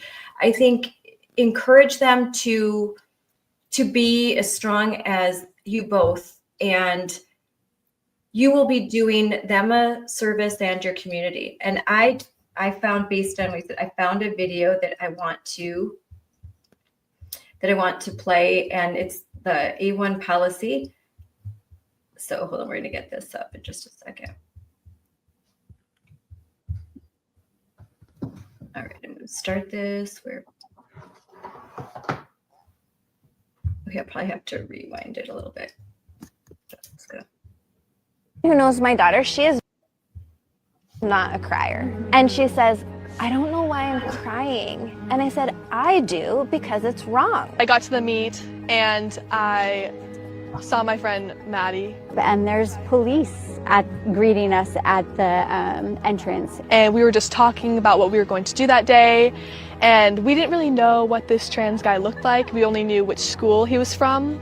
And he walked by right at that moment, and I just burst into tears because I just had a lot of emotions. Being a mom, having to watch your daughter cry when she's competing at something she loves is awful. I had a piece about not jumping that day, and I didn't know if any other girls were going to sit out with me, but I just didn't care. I just knew in my heart, and I'd been praying about it, that I shouldn't jump that day. I knew I wanted to stand up for what I believed in, and I knew that this was the best way to do it. And so I said, I'll join you, Reese, and I pulled out of the competition. I was gonna scratch myself, and that ended up being what I did. We've put hours into this, we've put money and time into it. We've had hired one-on-one coaching for her. There are potential scholarships, coaches, schools that would maybe turn me away. Reese wants to compete in college, so she knew that moment was big as far as, could this take away an opportunity for her? Competition isn't bar to bar. I should be shooting for the best thing I can do that day, and having a boy there jumping would not allow me to do that, and it would be unfair. We felt like we had confirmed that we had raised some amazing girls, that they had their convictions, they were willing to stand by it. I do feel like most of the girls I talked to who were jumping were like, I totally support what you're doing. A bunch of my teammates came up to me and congratulated me, or just were in shock of what I had to do and what I chose to do. Afterwards, after the competition, after a few hours, I realized I was really upset I didn't get to compete. I was feeling really good that day. When you're competing against someone that is just naturally going to be better than you because of biology, that's just defeating and deflating, and it's unfair. I feel like I'm just very frustrated with people who aren't doing anything about it. If we allowed this to happen now, I can only imagine when my 5-year-old is in high school what she is going to be faced with. It's the OSAA specifically that is forcing schools to abide by their rules and allowing boys to compete in women's sports. I think that's really cowardly that an association that's supposed to protect and uphold all athletes is allowing hundreds of girls to be affected at the expense of one boy's emotions. Another person that's been really supportive of the girls is Riley Gaines. We have seen failure after failure after failure, whether that's governorship in each state, whether that is the specific sport governing bodies, whether that again is the previous president, whether that is the judicial system. It has been so many failures where these young girls have to stand up for themselves in this way. Connecting us with AFPI and helping us just move forward with what we should do next. This is exactly why the American First Policy Institute brought this complaint to the Department of Education, asking asking them to investigate the Department of Education in Oregon. So here, the law that was supposed to protect our girls, Title IX, is being weaponized against them. I'm mad at our state government that completely condones this. We need the leaders in the states to stand up and stop this in places like California and Oregon, where Sophia is. We're demanding that you actually do something about this. We're not gonna just stand and be quiet. We're not gonna say, oh, it's okay, because it's not. It's not okay. API is reaching out, backing us up, giving us the names, the resources, everything that we need to actually make a difference in what we're seeing today and truly save women's sports. Wow. Wow. That's amazing. That's amazing. Wow, that gives me like goosebumps. So you had, in closing, we're getting towards, gosh, I could just keep talking. We'll definitely talk again, but in closing, what is next for each of you in athletics and in advocacy? We'll start with Maddie. Or Maddie, go ahead, Maddie. Well, I have wrestling coming up. I have tennis coming up. And I actually, a couple of days ago, talked to a medic combat veteran, and I'm thinking about my next steps. And I think I'm going to go to an academy. And I'm thinking about being in the Air Force for the medic field. I talked to her, and honestly, to be honest, I kind of automatically like rolled out Air Force, because when I think of Air Force, it's planes flying, and that's not completely my thing. But talking to her, she spoke about every single aspect of it, and that's my next step, is because whatever my next step is, I love helping people. It makes me so happy, and I really think that this is something that I'm going to do. And so I think I'm going to go to an academy, and I'll be glad when I graduate high school. I'll have my degree in EMT, and I'll get my I want to go to maybe the Air Force Academy I'm thinking about, and I'll go there, and hopefully they'll have a women's wrestling team, and I can wrestle while I'm there on the learning and getting my medic your degree.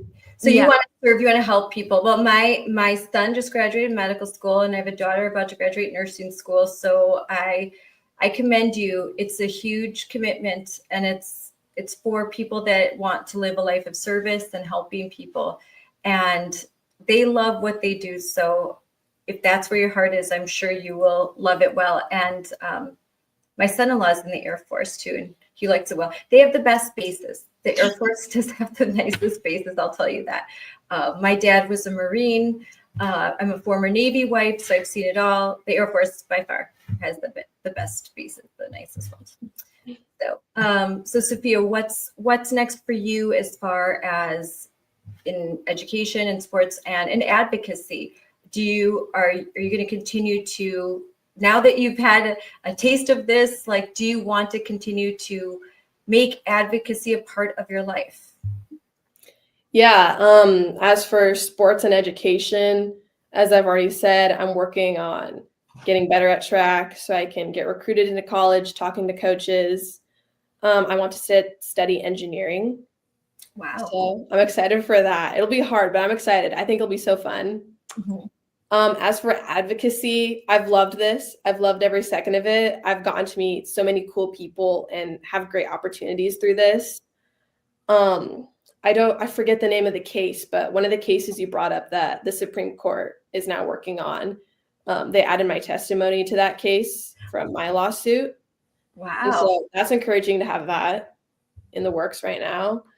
And I've also been working with Jennifer Say and XXXY. I just signed an NIL deal with them.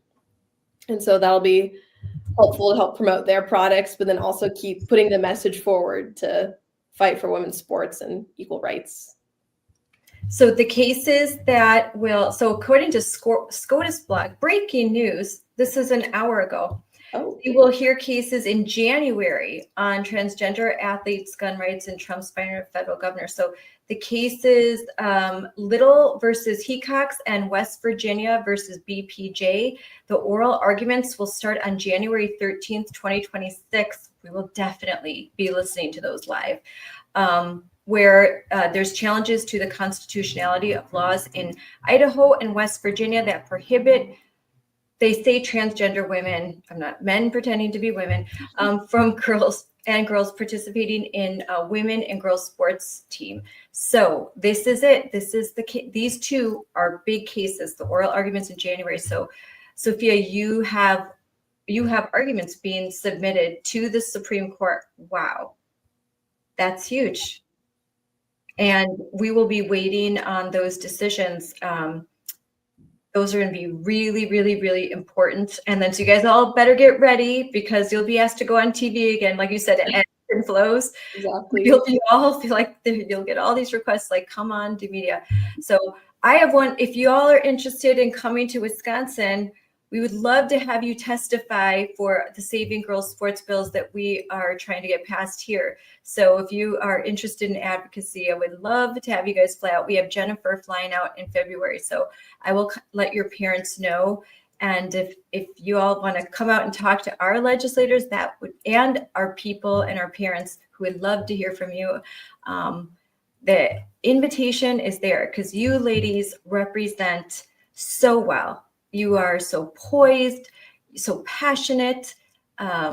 You're so inspiring, so young to be so smart.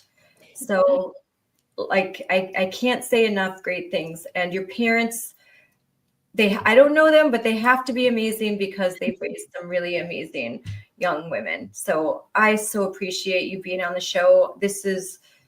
You're speaking from your heart, and you touch my heart. So I know that you're touching the hearts of so many that are listening out there. So thank you so much for being on the show. Thank you, Scarlett. Yeah, thank you for inviting us. Yes. It's great. This was my first podcast. Oh, your first podcast. Great. Well, when it airs, I'll let you know, and then we'll have it on YouTube so you can share it and all that good stuff. And we'll really promote this. So, thank you, ladies, so much. And we will definitely talk again. I'm sure there's going to be some issues coming up. And the next time the Department of Education puts out a statement, I'll make sure I give you guys a call so you guys could comment on it. So you could be my regulars. You could be like my Gen Z commentators, like, hey, Linda McMahon just put out a press release saying that they are giving 10 days notice to so-and-so. I mean, there should be some good news coming from Oregon. I know that the Department of Justice has already issued lots of warnings saying you guys have got to follow the law, and there's only so long that they're going to be able to get away with what they're doing. It's not forever. So, I mean, my state is embarrassing. Like, look at Portland. They've tried to deploy the National Guard, and it's a mess It's a mess in Portland and the ICE facilities. I feel so bad, but this kind of got pushed to the back burner while all the ICE raids are going on. But yeah, my state is stubborn. It is, but it will come forward again because inevitably track season will happen again, and then there will be more of these athletes, these males participating, and more girls. Because of your example, they're going to say, no, I'm not going to compete, or they're going to do what Alexa did. They're going to get off the podium. They're going to find a way to be heard. And like you said, each girl, each family has to forge their own path. But whatever you do, don't do nothing. Because if you do nothing, then nothing will ever be accomplished. And if you live on your knees, that's not living. That's no way to live. Because the minute you cave in and you let someone take away your free speech and make you submit to things that aren't true, and that you know not to be true, then that's just the beginning of a long path of submission. And I don't know any happy people who basically have compromised their whole life. I know a lot of happy people who stand up and they fight, like President Trump said. All right, girls, have a great night. Go study. Thank goodness I'm done with that. All right. Thanks, girls, for being on, and thank you to your parents for helping to arrange this. Have a good night. Thank you. You too. Yeah, Bye. you too. Bye. Bye. Bye. How can you not be inspired by those girls? They brought tears to my eyes. Their courage is contagious. I think every time I feel weary, every time I think this is just too much, I've been doing this too long, it's too hard, people just aren't listening, I'm going to replay this podcast, and I know that I'm going to find hope again. How can you not? How can we not fight when there are girls like this, when they are out there, when they're willing to sacrifice, when they're willing at their young age to risk titles, opportunities, friendships, when they have that kind of courage? How can we as adults, how can we stand on the sidelines? How can we say, too tired to go to that school board meeting? You know, I don't think I'm going to vote. I'm not going to vote this time around. I'm upset about something. How can we leave these girls behind? We can't. We can't do it. We have to stay in this and keep fighting until there's not one man pretending to be a woman that is invading a woman's space or taking the place of a female on their athletic team, on their debate team, on their chess team, on anything.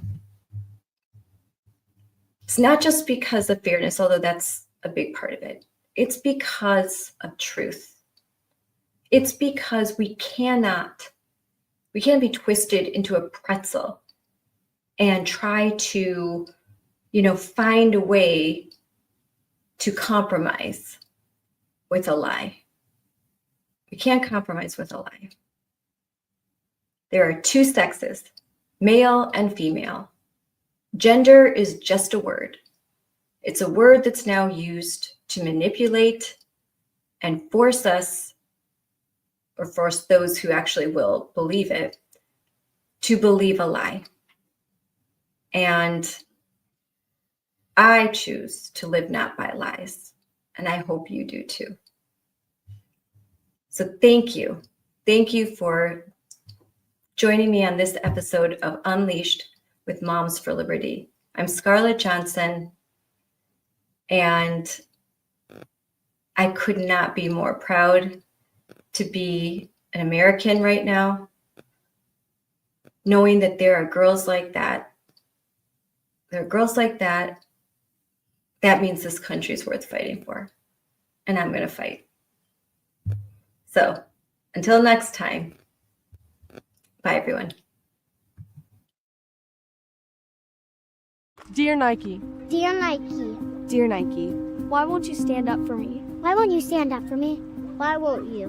Why do you claim to support women and girls? Yet when we need you most, you remain silent. Today, males are claiming our identity, our sports, our spaces. Men and boys are stealing opportunities, medals, trophies, and our future.